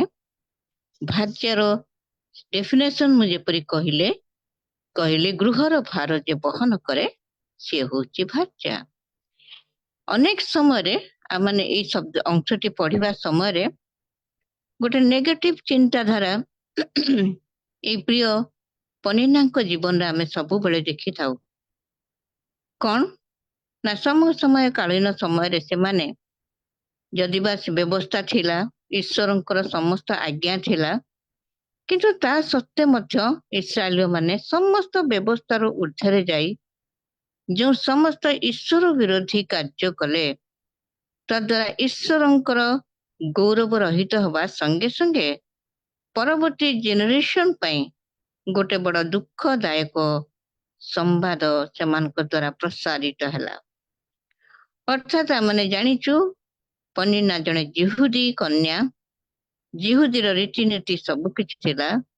ଭୁଲିଗଲେ ଏଦନ ଉଦ୍ୟାନର ଈଶ୍ୱରଙ୍କର ସେଇ ସୃଷ୍ଟିକାଳୀନ ସେ ସୁନ୍ଦର ସର୍ଜନାର ସୁନ୍ଦର ବିଷୟକୁ, ଆଉ ଆଦମଙ୍କ ପାଇଁ ଏକ ସହ ଅଧିକାରିଣୀ ନିର୍ମାଣ କରିବା ସମୟରେ କେବଳ 2 ଜଣଙ୍କୁ ସେ ସମ୍ମିଳିତ ଭାବରେ ବହୁ ବଂଶ ପ୍ରଜାବନ୍ତ ହେବା ନିମନ୍ତେ ସଂଯୁକ୍ତ କରିଥିଲେ। ପରବର୍ତ୍ତୀ ସମୟରେ ଇସ୍ରାଏଲୀୟ ମାନଙ୍କର ଅବାଧ୍ୟତା, ସେମାନଙ୍କର ବିପଥ ଗମନ, ସେମାନଙ୍କର ଦେବ ପୂଜା, ମୂର୍ତ୍ତି ପୂଜା ଏସବୁ ଦ୍ୱାରା ସଦାପ୍ରଭୁଙ୍କୁ ବିରକ୍ତ କରୁ କରୁ ଅନେକ ବିଭ୍ରାନ୍ତ ପଛରେ ଯାଇ ଅନେକ ଭୁଲ ଡିସିସନ ନେଇ ସେମାନେ କଣ କଲେ ନା ଭୁଲ କାମ ଗୁଡିକ କରି ଚାଲିଲେ। ଯଦ୍ୱାରା ଏକ ବିବାହରୁ ଅନେକ ବିବାହ ସେମାନେ କରିବାକୁ ଲାଗିଲେ। କି ପ୍ରଜା କି ରାଜା ସମସ୍ତେ ଏଥିରେ ପୀଡ଼ିତ ହେଇଗଲେ। ଆଉ ସେଇଥିପାଇଁ ଗୋଟେ ବିଶୃଙ୍ଖଳିତ ପରିସ୍ଥିତି ମଧ୍ୟ ଦେଇ ଯିବା ସମୟରେ ଏ ପନିନା ସେଇ ସମୟରେ, ସେଇ ସମସାମୟିକ ସମୟରେ, ସେ ବ୍ୟବସ୍ଥାର ସେଇ ଉଲ୍ଲଙ୍ଘନ ସମୟରେ ପନିନା ଆମମାନେ ଦେଖୁଛୁ ଇଲକାନାଙ୍କର ଭାର୍ଯ୍ୟା ହେବା ପାଇଁ ମନୋନୀତ ହେଲେ। ଆଉ ହାନ୍ନା ମଧ୍ୟ ମନୋନୀତ ହେଲେ। ଜଣେ ପ୍ରିୟ ଆଉ ଜଣେ ଅପ୍ରିୟ, ଜଣେ ପ୍ରିୟ ଆଉ ଜଣେ ହଉଛି ଅପ୍ରିୟ। ଯିଏ ପ୍ରିୟ ପ୍ରଭୁ ତାହାକୁ କୌଣସି ଆଶୀର୍ବାଦ କରିବାରେ ବିଳମ୍ବ କରିଥିଲେ, କିନ୍ତୁ ଯିଏ ଅପ୍ରିୟ ସେ ସମସ୍ତ ପ୍ରକାର ଆଶୀର୍ବାଦରେ ପରିପୂର୍ଣ୍ଣ ହେଲା, ସନ୍ତାନ ସନ୍ତତି ଲାଭ କଲା। ଆଉ ଏସବୁ ନେଇକି ଯେତେବେଳେ ସେ ନିଜର ପରିବାର ମଧ୍ୟରେ ଅଗ୍ରସର ହଉଛି, ସେଇ ସମୟରେ ଦେଖାଯାଏ ସେମାନଙ୍କର ଏକ ପ୍ରଭୁ ଭୟାଳୁ ପରିବାର, ପ୍ରତି ମୁହୂର୍ତ୍ତରେ ସେମାନେ ଈଶ୍ୱରଙ୍କୁ ଭୟ କରୁଥିବା ପରିବାର। ବର୍ଷକୁ ଥରେ ସେମାନେ ଯାଆନ୍ତି ପ୍ରଭୁଙ୍କର ଗୃହକୁ, ସଦାପ୍ରଭୁ ପରମେଶ୍ୱରଙ୍କ ଗୃହକୁ ବଳିଦାନ ଚଢେଇବା ପାଇଁ। ଆଉ ଯୋଉ ସମସ୍ତ ବଳିଦାନ ସେମାନେ ଉତ୍ସର୍ଗ କରିବା ପାଇଁ ଯାଆନ୍ତି, ସେଇ ସମୟରେ ଆମେ ଦେଖୁଛୁ ସ୍ୱାମୀ ଇଲକାନା ପ୍ରିୟ ସ୍ତ୍ରୀକୁ 2 ଗୁଣ ଅଂଶ ଦିଅନ୍ତି, ଆଉ ଅପ୍ରିୟ ସ୍ତ୍ରୀକୁ ମଧ୍ୟ ସେ ଅଂଶ ଦିଅନ୍ତି, ସେମାନଙ୍କର ନାମ ଅନୁସାରେ, ସେମାନଙ୍କର ସଂଖ୍ୟା ଅନୁସାରେ ଦିଅନ୍ତି। ଏଇଟା ପ୍ରଥମ ଇଲକାନାଙ୍କର ଏ କାର୍ଯ୍ୟକୁ ଦେଖି ପନିନା ଈର୍ଷାନ୍ୱିତ ବା ବିରକ୍ତ ହଉଥିଲେ। ସେ ସବୁବେଳେ ମନେ ମନେ ଭାବୁଥିଲେ, ମୁଁ ତ ଇଲକାନାଙ୍କର ସନ୍ତାନ ସନ୍ତତି ମାନଙ୍କର ଜନନୀ ହେଲି, ମୋର ସମସ୍ତ ପ୍ରକାର କୌଣସି ବିଷୟରେ ମୁଁ ଉଣା ରଖି ନାହିଁ, ତଥାପି କାହିଁକି ଇଲକାନା ହାନ୍ନାଙ୍କୁ ଅଧିକ ଭଲ ପାଉଥିଲେ? ପ୍ରଥମ ପତନର କାରଣ ହେଲା ଈର୍ଷାନ୍ୱିତ। ଯେତେବେଳେ ଆମେ ହିତୋପଦେଶ ତାର 6 ପର୍ବ 24 ପଦ ପାଠ କରୁ, ସେ ତୁମକୁ ଦୁଷ୍ଟା ସ୍ତ୍ରୀ ଠାରୁ ଓ ପର ସ୍ତ୍ରୀର ଜିହ୍ବାର ଚାଟୁବାଦରୁ ରକ୍ଷା କରିବେ। ମନ୍ଦିରକୁ ଯିବା ସମୟରେ, ସମସ୍ତେ ଏକତ୍ର ଯାଉଥିବା ସମୟରେ, এই ସମସ୍ତ ଭେଟି ନେଇ ଯାଉଥିବା ସମୟରେ ନାନା ପ୍ରକାର ଭାବରେ ଥରକୁ ଥର ହାନ୍ନାଙ୍କୁ ସେ ବିରକ୍ତ କରୁଥିଲେ। ତୁ 2 ଗୁଣ ପାଇଲେ କଣ ହବ? ମୁଁ ବହୁ ଗୁଣ ପାଇଛି, ମୁଁ ସନ୍ତାନ ପାଇଛି, ମୁଁ ସନ୍ତତି ପାଇଛି। ତୁ 2 ଗୁଣ ନେଇକି କଣ ତୋର ଲାଭ? ତୁ ଏକକ ଜୀବନରେ ସେ 2 ଗୁଣର କୌଣସି ଭ୍ୟାଲ୍ୟୁ ନାହିଁ। ଏଭଳି କିଛି ତାଙ୍କୁ କହୁ କହୁ ବୋଧେ ତାଙ୍କୁ ବିରକ୍ତ କରୁଥିଲେ, ବହୁତ ବିରକ୍ତ କରୁଥିଲେ। ଏହା ହଉଛି ପନିନାଙ୍କର ସବୁଠୁ ବଡ ଦୁର୍ବଳତା ଥିଲା। ଆଉ ଆମେ ଦେଖୁଛୁ ସେଇ ସ୍ଥାନରେ ହିତୋପଦେଶରେ ଯୋଉ ଶବ୍ଦଟି ମୁଁ ପଦ ପର୍ବଟିକୁ ପଢିଲି, ଏଇଭଳି ଦୁଷ୍ଟା ସ୍ତ୍ରୀର ସଙ୍ଗତରେ ରହିବା ତ ଦୂରର କଥା, ତାର କୌଣସି ବିଷୟରେ ତାକୁ ପ୍ରତିରୋଧ କରି, ତାକୁ ଜିହ୍ୱାରେ ତାକୁ ଚାଟୁବାଦ କରି ତାଠାରୁ ସୁରକ୍ଷା ପାଇବା ନିହାତି ଆବଶ୍ୟକ ବୋଲି କୁହାଯାଏ। ସେ ତୁମକୁ ସେଇ ଦିନ ହାନ୍ନାଙ୍କୁ ପ୍ରଭୁ ସେଇଭଳି ଭାବରେ ସୁରକ୍ଷା ଦଉଥିଲେ। ଯଦି ବା ସେ ବିରକ୍ତ ହେଇକରି ଥରକୁ ଥର ହାନ୍ନାଙ୍କୁ ଏଭଳି କହୁଥିଲେ, କିନ୍ତୁ ତଥାପି ସେ ବିରକ୍ତ ହଉନଥିଲେ, ତଥାପି ସେ ଫେରିକି କିଛି କହୁନଥିଲେ। ମନର କୋହ, ମନର ଦୁଃଖ, ମନର ଭାବନାକୁ ସେ ଚାପିକିରି ଯାଉଥିଲେ। କିନ୍ତୁ ସବୁର ଗୋଟେ ସୀମା ଅଛି। ଗୋଟେ ସମୟ ଆସିଲା, ସେ ହୃଦୟରେ ଏତେ ଦୁଃଖ ରଖିଥିଲେ, ଆଉ ସେ ଦୁଃଖକୁ ଢାଳିବା ପାଇଁ ସେ ଯିବା ସମୟରେ ମଧ୍ୟ ପନିନା ତାଙ୍କୁ ଥରକୁ ଥର ବିରକ୍ତ କରିବାକୁ ଲାଗିଲା। ଆମେ ଦେଖୁ ପ୍ରଭୁ ତାଙ୍କର ବାକ୍ୟରେ ଆମକୁ କିଛି ଶିକ୍ଷା ଦେବା ପାଇଁ ଚାହାନ୍ତି।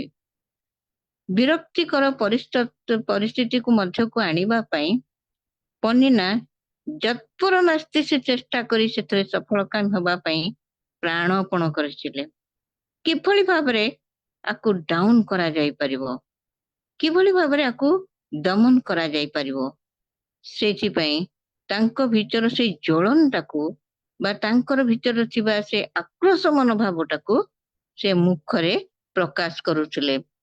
କିନ୍ତୁ ହାନ୍ନା କଣ କରୁଥିଲେ ନା ହିତୋପଦେଶ 14 ପର୍ବ 30 ପଦ ଅନୁସାରେ ଶାନ୍ତ ଅନ୍ତଃକରଣ ଦେହର ଜୀବନ ସ୍ୱରୂପ, ପୁଣି ଈର୍ଷା ହାଡର କ୍ଷୟ ସ୍ୱରୂପ। ସେ ଶାନ୍ତ ସ୍ୱଭାବର ଥିଲେ, ଧର୍ମପରାୟଣ ଥିଲେ, ଈଶ୍ୱର ଭୟାଳୁ ଥିଲେ, ଈଶ୍ୱରଙ୍କ ବ୍ୟବସ୍ଥାକୁ ପାଳନ କରୁଥିବା ଏକ ଭାର୍ଯ୍ୟା ଥିଲେ। ଗୃହର ସମସ୍ତ ଭାରକୁ ବହନ କରି ଯାତ୍ରା କରିବା ଗୋଟେ ଭାର୍ଯ୍ୟା ସେ ଥିଲେ। ତେଣୁ ସେଇ ସମୟାବଧି ସେ କେବଳ ନୀରବରେ ଯାତ୍ରା କରୁଥିଲେ, କାରଣ ସେ ଜାଣିପାରୁଥିଲେ ହିତୋପଦେଶ 27 ପର୍ବ 4 ପଦ ଅନୁଯାୟୀ କୋପ ଦୁରନ୍ତ ଓ କ୍ରୋଧ ହଉଛି ପ୍ରଳୟକାରୀ। ମାତ୍ର ଅନ୍ତର୍ଜାଳ ଆଗରେ କିଏ ଠିଆ ହେଇପାରେ? ଯେତେବେଳେ ସବୁ ଭିତର ଦେଇକି ଯାଉଥିଲେ, ହାନ୍ନାଙ୍କର ପରିସ୍ଥିତି କଣ ଥିଲା ମୋର ପ୍ରିୟ ମାନେ? କିଭଳି ଅବସ୍ଥାରେ ଥିବ? ତଥାପି ସେଇ ଆମେ ଦେଖୁଛି ଈର୍ଷା ପରାୟଣ ନାରୀ ପନିନା, ସେଥିରୁ ସେ ତାଙ୍କୁ ବିରତ ହେବା ପାଇଁ ଦଉନଥିଲା।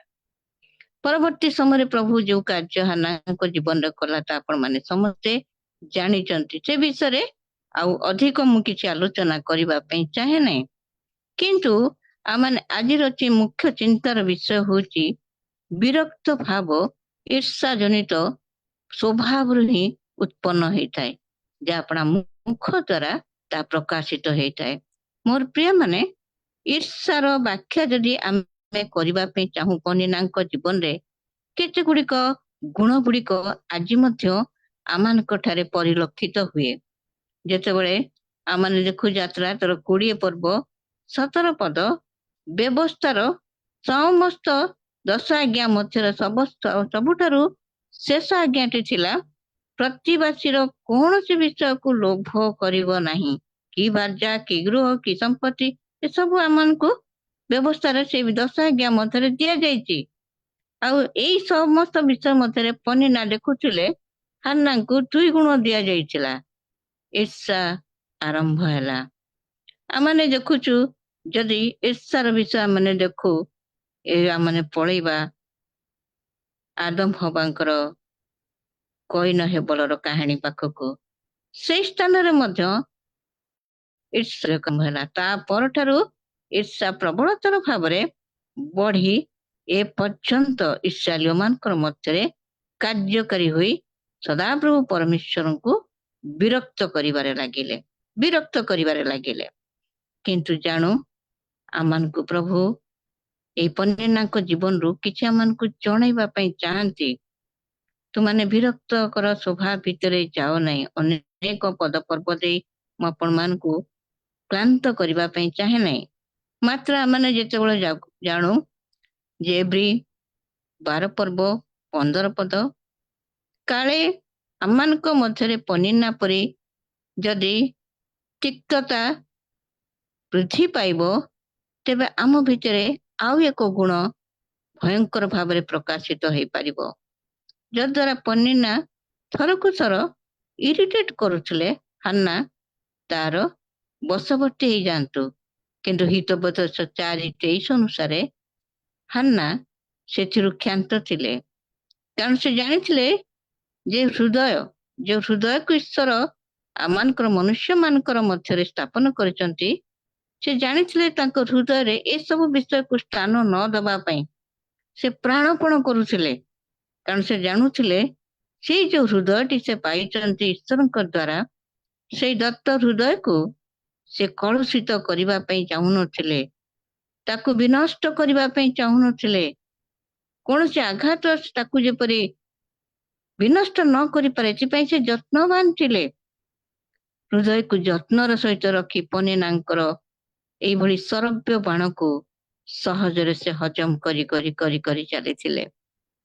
କେବଳ ତାଙ୍କର ଗୋଟିଏ ଭରସା ଥିଲା, ମୋର ସଦାପ୍ରଭୁ ପରମେଶ୍ୱରଙ୍କ ନିକଟରେ ମୋର ପ୍ରାଣର ବେଦନା ଢାଳିବି। ଆଉ ସେଇଥିପାଇଁ ମୁଁ ଯୋଉ ଅଂଶଟି ପଢିଲି, ଯୋଉ ପ୍ରଥମ ସାମୁଏଲ 2 ପର୍ବର ଆଉ 2 ପଦଟି, ଆଉ ସେଇ ସମୟରେ ସେ ନିଜେ ସ୍ମରଣ କରୁଛନ୍ତି କିଭଳି ଭାବରେ ପ୍ରଭୁ ତାଙ୍କର ପ୍ରାର୍ଥନା ଶୁଣିଲେ, କିଭଳି ଭାବରେ ତାଙ୍କର ଶତ୍ରୁ ମାନଙ୍କୁ ମୁଖକୁ ସେ ବନ୍ଦ କଲେ।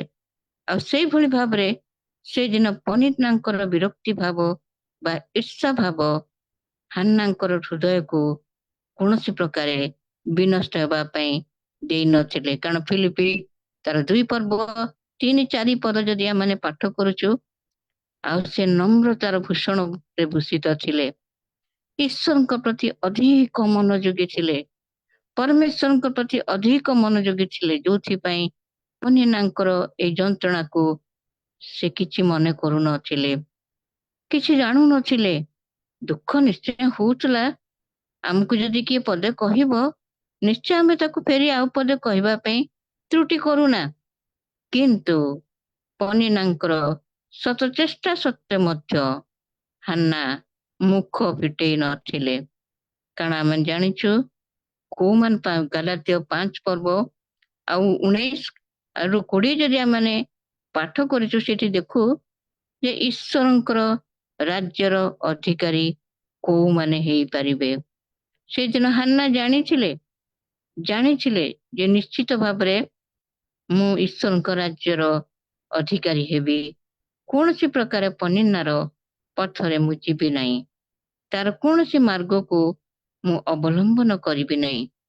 ଯେତେବେଳେ ଜଣେ ମନୁଷ୍ୟ ନିଜ ଜିହ୍ୱାକୁ ବଶୀଭୂତ କରେ, କାରଣ ସେଇ ସ୍ଥାନରୁ ହିଁ ସେ ଈର୍ଷାର ଉତ୍ପତ୍ତିକୁ ଦେଇଥାଏ ବା ଜନ୍ମ ଦେଇଥାଏ। ମୋର ପ୍ରିୟ ମାନେ, ଆମମାନେ ସାଧାରଣତଃ ଜାଣୁ ଯେ ଆମମାନେ କେହି ମଧ୍ୟ ଧାର୍ମିକ ନହୁଁ, ଦୁର୍ବଳ। ମାନେ ଅନେକ ସମୟରେ ଆମମାନଙ୍କ ମଧ୍ୟରେ ମଧ୍ୟ ସେ ବିରକ୍ତି ଭାବ ଅଛି, ଆମମାନଙ୍କ ମଧ୍ୟରେ ସେ କ୍ରୋଧ ଭାବ ଅଛି। କିନ୍ତୁ ପ୍ରଭୁ ଅପେକ୍ଷା କରନ୍ତି ଏମାନଙ୍କ ମଧ୍ୟରେ ଯୋଉ ଈର୍ଷାର ଗୋଟେ କ୍ଷୁଦ୍ର କଣିକା, ଯୋଉ କଣିକା ଦ୍ଵାରା ସେମାନଙ୍କର ପରିବାର, ସେମାନଙ୍କର ବ୍ୟକ୍ତିଗତ ଜୀବନ ଏ ସବୁରେ ଆଞ୍ଚ ଆସିପାରେ। ସେଥିପାଇଁ ଭାର୍ଯ୍ୟା ଭାବରେ ହାନ୍ନା ଅତି ସୁନ୍ଦର ଭାବରେ ନିଜକୁ ପୃଥକ କରି ରଖିବା ସମୟରେ ଭାର୍ଯ୍ୟା ଭାବରେ ପନିନା ସେଇଟାକୁ ଧରି ରଖି ପାରିଲେନି। ମାତ୍ର ଥରକୁ ଥର ବିରକ୍ତ କରିବା ଦ୍ୱାରା ଇଲକାନା ମଧ୍ୟ ଜାଣିଲେ ଏଇ 2 ଜଣଙ୍କ ମଧ୍ୟରେ କିଏ ଉତ୍ତମ, କିଏ ଉତ୍ତମ ନୁହେଁ, ଅର୍ଥାତ୍ କିଏ ପ୍ରିୟ, କିଏ ଅପ୍ରିୟ। କିନ୍ତୁ ସଦାପ୍ରଭୁ ପରମେଶ୍ୱର ତାଙ୍କର ବାକ୍ୟରେ କହନ୍ତି, ଇସ୍ରାଏଲ ମାନଙ୍କ ନିମନ୍ତେ ଯୋଉ ପ୍ରତିଜ୍ଞା ସେ କରିଥିଲେ ଜ୍ୟେଷ୍ଠ ଅଧିକାର, ଅର୍ଥାତ୍ କନିଷ୍ଠ ଯେତେ ପ୍ରିୟ ହେଲେ ମଧ୍ୟ ଅପ୍ରିୟର ସନ୍ତାନ ଯଦି ଜ୍ୟେଷ୍ଠ, ତେବେ ସେଇ ଜ୍ୟେଷ୍ଠ ଅଧିକାର ପାଇବା ପାଇଁ ସେ ଯୋଗ୍ୟ। ସେଥିପାଇଁ ସେ ଗର୍ବିତ ଥିଲା। ସେ ଜାଣିଥିଲା ଯଦିବା ଇଲକାନା ହାନ୍ନାକୁ ବେଶୀ ପ୍ରେମ କରୁଛନ୍ତି, ମୋର ଯାଏ ଆସେ ନାହିଁ, କିନ୍ତୁ ମୁଁ ତାଙ୍କର ବଂଶର, ତାଙ୍କର ପରିବାର ଯୋଉ ଭାର ନେଇକି ଆସିଛି, ମୁଁ ତାକୁ ସୁସମ୍ପନ୍ନ କରିଛି। ଅର୍ଥାତ୍ ପରବର୍ତ୍ତୀ ଜେନେରେସନ ଯୋଉମାନେ ମୋର ସନ୍ତାନ ମାନେ, ସେମାନେ ସବୁ କିଛିର ପ୍ରାୟୋରିଟି ବା ପ୍ରାଧାନ୍ୟତା ପାଇବେ। କାରଣ ଅପ୍ରିୟ ହେଲେ ମଧ୍ୟ ସେ ତାର ଜ୍ୟେଷ୍ଠ ସନ୍ତାନର ଅଧିକାରକୁ ଆଣିବା ପାଇଁ ଆମେ ଜାଣିଛୁ ସ୍ୱାମୀଙ୍କ ପାଖରେ, ଇଲକାନାଙ୍କ ପାଖରେ ତାର ଅଧିକାର ସ୍ଥାପିତ କଲା। ଈଶ୍ୱରଙ୍କୁ ମଧ୍ୟ ତା ଯୋଜନା ଥିଲା ଜ୍ୟେଷ୍ଠାଧିକାର ସବୁବେଳେ ଜ୍ୟେଷ୍ଠକୁ ଦିଆଯାଉ ବୋଲି। କିନ୍ତୁ ପରବର୍ତ୍ତୀ ମୁହୂର୍ତ୍ତରେ ଏମାନଙ୍କର ଅବାଧ୍ୟତା ସେ ଜ୍ୟେଷ୍ଠାଧିକାରରୁ ସେମାନଙ୍କୁ ବଞ୍ଚିତ କରିଥିଲା। ମୋର ପ୍ରିୟ ମାନେ, ଆଜି ଆମମାନଙ୍କ ଜୀବନରେ ପନିନାଙ୍କ ପରି ଯଦି ଆମମାନଙ୍କର ଜୀବନ ସେ ଈର୍ଷା ଭରପୁର ହେଇକି ଅଛି, ତେବେ ଆମକୁ ପ୍ରଭୁ ଆଜି ସତର୍କ କରେଇଦବା ପାଇଁ ଚାହାନ୍ତି। ମୋର ପ୍ରିୟ ମାନେ, ଯଦି ଈର୍ଷା ଆମେ ନ କରିବୁ, ତେବେ ଆମମାନଙ୍କ ପାଇଁ ଆଶୀର୍ବାଦ ଅଛି। ସେଥିପାଇଁ ହିତୋପଦେଶ 3 ପର୍ବ 31 ପଦ ଯଦି ଆମେ ଦେଖୁ, ଯେ ଉପଦ୍ରବ ପ୍ରତି ଈର୍ଷା, କୌଣସି ବିଷୟ ପ୍ରତି କୌଣସି ଭାବନା ଭାବରେ ଆମେ ଈର୍ଷାନ୍ୱିତ ନ ହଉ।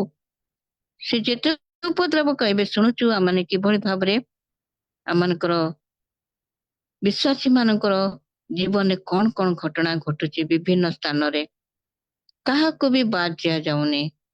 ଯିଏ ପାଳକ, ଯିଏ ମେଷ, ଉଭୟଙ୍କ ଉପରେ ଆକ୍ରମଣ ହବା ସମୟରେ ତଥାପି ଆମମାନଙ୍କୁ ପ୍ରଭୁ ସେ ଉପଦ୍ରବ କରୁଥିବା ଲୋକମାନଙ୍କ ପ୍ରତି ଈର୍ଷା ନ କରିବା ପାଇଁ ଆମମାନଙ୍କୁ କୁହାଯାଉଛି। କାରଣ ରୋମୀ ତାର 13 ପର୍ବ 13 ପଦରେ କୁହାଯାଏ, ବିବାଦ ଈର୍ଷାରେ ଆଚରଣ ନ କରି ଆସ ଆମ୍ଭେମାନେ ଦିବସର ବିହିତ ଭଦ୍ର ଆଚରଣ କରୁ। ଯୋଉ ଭଦ୍ରତା ମଧ୍ୟରେ ହାନା ନମ୍ବର 1 ପରି ସେ ଫର୍ଷ୍ଟ କ୍ଲାସ ପାଇକି ସେ ପ୍ରଭୁଙ୍କ ଦୃଷ୍ଟିରେ ଅନୁଗ୍ରହ ପ୍ରାପ୍ତ ହେଇଥିଲେ। ଈର୍ଷାର ଉତ୍ପତ୍ତି କୋଉଠାରୁ ଆରମ୍ଭ? ମୁଁ ପନିନାଙ୍କ ଜୀବନରେ ଆପଣ ମାନଙ୍କୁ କହିଲି ସେ ଅପ୍ରିୟ ଥିଲା, କିନ୍ତୁ ତା ମଧ୍ୟରେ ବହୁତ ଅସାର ଗର୍ବ ଥିଲା। ସେ ଭାବୁଥିଲା ସେ ତାର ବଂଶର ସମସ୍ତ ଦାୟିତ୍ୱକୁ, ପରିବାର ଗୃହର ସମସ୍ତ ଦାୟିତ୍ୱକୁ ଠିକ ଠିକ ଭାବରେ ଚଳଉଥିଲା। ଏହା ଥିଲା ତାର ଅଜ୍ଞାନତା। ମୋର ପ୍ରିୟ ମାନେ, ଈର୍ଷାର ଉତ୍ପତ୍ତି ହଉଛି ଅସାର ଗର୍ବ ଓ ଅଜ୍ଞାନତା। ଈର୍ଷା କଣ କରେ ନା ବିବାଦ, ଆଉ କଣ କରେ ନା ଅନେକ ପ୍ରକାର ସନ୍ଦେହ, ପରନିନ୍ଦା ଇତ୍ୟାଦି ଇତ୍ୟାଦି। ଯଦି ପ୍ରଥମ ତିମୋଥୀ ତାର 6:4 ପାଠ କରିଯିବା, ସେଇ ସ୍ଥାନରେ ଆମେ ଏସବୁ ବିଷୟ ଜାଣିପାରିବା। ଈର୍ଷାର ଉତ୍ପତ୍ତିର କୋଉଠି ଆରମ୍ଭ। ଈର୍ଷା ଯେ ଆମମାନଙ୍କର ହିତ ନୁହେଁ, ଏହା ମଧ୍ୟ ଆୟୁବ ତାର 5:2 କହନ୍ତି। କାରଣ ବିରକ୍ତି ଅଜ୍ଞାନତାକୁ ନାଶ କରେ ଓ ଅନ୍ତର୍ଜଳାକୁ ବଧ କରେ। ହିତ 14:30 ଯେପରି ପଢିଲୁ, ହାଡକୁ କ୍ଷୟ କରେ। ଈର୍ଷା ଆମର କୌଣସି ପ୍ରକାର ହିତ କରିପାରେ ନାହିଁ। ପରବର୍ତ୍ତୀ ସମୟରେ ପନିନାଙ୍କ ବିଷୟରେ କୌଣସି ଚିଟାଉରେ ଲେଖା କିଛି ହେଇଛି କି ନା ନାହିଁ ଜାଣେ ନାହିଁ, ମାତ୍ର ସ୍ୱର୍ଣ୍ଣାକ୍ଷରରେ ହାନ୍ନାଙ୍କର ବିଷୟରେ ଅଧିକ ଭାବରେ ତାଙ୍କର ସମସ୍ତ ଜୀବନକୁ ବ୍ୟାଖ୍ୟା କରାଯାଇଛି। ମାତ୍ର ପନିନାଙ୍କର ଏଇ ନେଗେଟିଭିଟି କ୍ୟାରେକ୍ଟରକୁ ଅଧିକାଂଶ କଣ କରନ୍ତି ନା ତାକୁ ପାଶୋରି ଯିବା ପାଇଁ ଚାହାନ୍ତି। କାହିଁକି ନା ତାର ଜୀବନର ଶୈଳୀ, ତାର କାର୍ଯ୍ୟ ଗୁଡିକ ଆଜି ମଧ୍ୟ ପରିବାର ମଧ୍ୟରେ, ଆମମାନଙ୍କର ବ୍ୟକ୍ତିଗତ ଜୀବନରେ ଆମେ ପରିଲକ୍ଷିତ କରୁ। ମୁଁ ତାର ଉଦାହରଣ ଦେବା ପାଇଁ, ସତ୍ୟ ଘଟଣା କହି ଉଦାହରଣ ଦେବା ପାଇଁ ଚାହେଁ। ଯେତେବେଳେ ମୁଁ ସମ୍ମିଳିତ ମହିଳା ସମିତିର ସମ୍ପାଦିକା ଥିଲି, ମୋ ସାହିର ମଧ୍ୟ ସମ୍ପାଦିକା ଥିଲି। ସମ୍ମିଳିତର ଗୋଟିଏ ସୁନ୍ଦର ବାର୍ଷିକ ରିପୋର୍ଟ ତିଆରି ହୁଏ। ସେଇ ରିପୋର୍ଟରେ ବର୍ଷ ଯାକ ମୋର ପ୍ରିୟ ଭଉଣୀ ମାନେ କେମିତି ଭାବରେ, ଯେମିତି ଆପଣଙ୍କର କାର୍ଯ୍ୟକ୍ରମ ସବୁ ହେଇଛି, କୋଉ କାର୍ଯ୍ୟକ୍ରମ କରି ସେମାନେ ସମିତିର ଆତ୍ମିକ ଅଭିବୃଦ୍ଧିରେ ଅଗ୍ରସର ହେଇଛନ୍ତି, ସେ ବିଷୟରେ ରିପୋର୍ଟ ଦବା ସଙ୍ଗେ ସଙ୍ଗେ ସେମାନଙ୍କ ପ୍ରତିଟି ଆକ୍ଟିଭିଟିଜ ଉପରେ ସେମାନେ ଗୋଟେ ରିପୋର୍ଟ ପ୍ରସ୍ତୁତ କରି ସମ୍ମିଳିତକୁ ଦଉଥିଲେ। ଆଉ ତାର ନିରୀକ୍ଷକ କିଏ ଥିଲେ? ମୋର ସେତେବେଳକୁ ପ୍ରେସିଡେଣ୍ଟ ଡକ୍ଟର ସୁକଲତା ଦାସ, ଆଉ ସେତେବେଳେ ମୋର ଆଡଭାଇଜର ମାନେ ଥାନ୍ତି ଜ୍ୟୋତ୍ସ୍ନା ଷଡଙ୍ଗୀ, ଶାନ୍ତି ମହାନ୍ତି। ଏଇ ସବୁ ପ୍ରିୟ ମାନେ ଯେତେବେଳେ ଥିଲେ, ମତେ ସେଇ ସ୍ଥାନରେ ରଖାଯାଏ ନାହିଁ। ମୁଁ କେବଳ କଲେକ୍ଟ କରେ ସେ ରିପୋର୍ଟ ଗୁଡାକ, ଆଉ ରିପୋର୍ଟ ଗୁଡାକ କଲେକ୍ଟ କରି ସେମାନଙ୍କ ହାତରେ ଦେଇଦିଏ। ଆଉ ମୁଁ ଗୋଟେ ସ୍ଥାନରେ ଦୂରରେ ବସେ, ଆଉ ସେମାନେ ଆଲୋଚନା କରନ୍ତି, ପାଠ କରନ୍ତି। ଆଉଟ୍ ଅଫ୍ 10 ଯାହାକୁ ଯାହା ଦବା କଥା ସେ ଦିଅନ୍ତି। 10ଟି 11ଟି ଗ୍ରାମକୁ ନେଇ 11ଟି ରିପୋର୍ଟକୁ ଘଣ୍ଟାଏ 1.5 ଘଣ୍ଟା ଭିତରେ ସେମାନେ ଯେତେବେଳେ ରିଜଲ୍ଟ ଆଉଟ୍ କରନ୍ତି, ସେତେବେଳେ ସେମାନେ କହନ୍ତି ପେଟିନ ସାହି ସବୁଥିରେ ଅଗ୍ରଣୀ ଅଛି, ଅଲରାଉଣ୍ଡର ଅଛି, ସର୍ବକ୍ଷେତ୍ରରେ ସେ ପୁରସ୍କାର ପାଇବା ଯୋଗ୍ୟ ଅଟେ। ଏଇଭଳି ଭାବରେ ସମିତିକୁ ଉତ୍ସାହିତ କରିବା ପାଇଁ ବାସ୍ତବ ଭାବରେ ସେ ଜ୍ଞାନୀ ଗୁଣୀ ମାନଙ୍କର ସେଇ ଚିନ୍ତାଧାରାରେ ସେମାନେ ଯାହା ପ୍ରସ୍ତୁତ କରନ୍ତି, ତହିଁ ଅନୁସାରେ ପୁରସ୍କୃତ ହେବା ସମୟରେ ପ୍ରତିଟି ସାହି ଈର୍ଷାରେ ଜଳି ଯାଆନ୍ତି।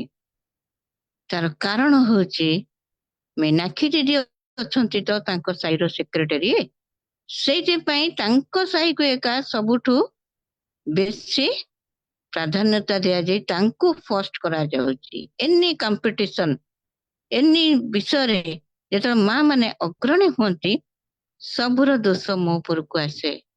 ମୁଁ ନୀରବରେ କେବଳ ଶୁଣୁଥାଏ, ଆଉ ମୋ ନାନୀ ମାନେ ମଧ୍ୟ ଶୁଣନ୍ତି। ମୀନାକ୍ଷୀରେ ଜମା ମନରେ ଦୁଃଖ କରିବୁନି, ସେମାନଙ୍କ ମୁଖ ଅଛି, ଜିହ୍ବା ଅଛି, ସେମାନେ କହିବେ। ମାତ୍ର ତୋ ଅନ୍ତଃକରଣରେ ପ୍ରଭୁ ଅଛନ୍ତି, ତତେ ନିରୀକ୍ଷଣ କରୁଛନ୍ତି। ସେମାନଙ୍କର ଈର୍ଷା ଦିନେ ସତ୍ୟତାରେ ଜାଣିବେ ଯେତେବେଳେ ଯେ ପ୍ରକୃତ ଅର୍ଥ ସେୟା ନୁହେଁ, ଆଉ ସେମାନେ ସେମାନଙ୍କର ଭୁଲକୁ ବୁଝିପାରିବେ। ପରବର୍ତ୍ତୀ ସମୟରେ ଆଉ ଦେଖୁଛୁ ଯେ ସେମାନେ ମୁଁ ଯେତେବେଳେ ମୋର ସମସ୍ତ ଦାୟିତ୍ୱରୁ ଅବସର ନେଲି ପରବର୍ତ୍ତୀ ସମୟରେ ସେଇ ପେଟିନସାଇ ମହିଳା ସମିତି ପୁନର୍ବାର ତାର ପୋଜିସନ କୁ ଆସିଛି। ମୁଁ କହିଲି ଏଠି ତ ମୀନାକ୍ଷୀ ପାତ୍ର ନାହାନ୍ତି, ସେକ୍ରେଟାରୀ ବି ନାହାନ୍ତି, ସମ୍ମିଳିତରେ ବି ନାହାନ୍ତି, ଏଇ ଝିଅ ମାନେ କେମିତି ଫାର୍ଷ୍ଟ ପ୍ରାଇଜ ଆଣିଲେ? ମୋର ପ୍ରିୟ ମାନେ ଅସାର ଗର୍ବ ଆଉ ଏଇଟା ଯେ ଆମମାନଙ୍କୁ ଅହିତକର ପାଇଁ ହୁଏ ଏଇଟା ସହଜରେ କେହି ବୁଝି ପାରନ୍ତି ନାହିଁ। ଆଉ ସେଇ ବିଷୟରୁ ହିଁ ଆରମ୍ଭ ହେଇଯାଏ ଅସାର ଗର୍ବ ଆଉ ଅଜ୍ଞାନତା। ସେ ଜ୍ଞାନ ସେମାନଙ୍କର ନଥାଏ। ଭୁଲି ଯାଉ ଈର୍ଷାର ସେ ଗୋଟିଏ ପାର୍ଶ୍ୱକୁ ଆମମାନେ କଣ କରୁ? ଜାବୁଡି ଧରିଥାଉ, ଯୋଉଥିପାଇଁ ଆମମାନଙ୍କର ପରବର୍ତ୍ତୀ ସମୟରେ ଆମମାନଙ୍କର ବିଷୟରେ ସେମାନଙ୍କ ଚିନ୍ତାଧାରାକୁ ପ୍ରଭୁ କେବଳ ତୋଳନ୍ତି, ମାପନ୍ତି। ଆମମାନେ ଦେଖିଲୁ ଯେ ଆଇବ ତାଙ୍କର ପୁସ୍ତକରେ କହୁଛନ୍ତି କାରଣ ବିରକ୍ତି ଅଜ୍ଞାନକୁ ନାଶ କରେ ଓ ଅନ୍ତଃକରଣକୁ ବଧ କରେ।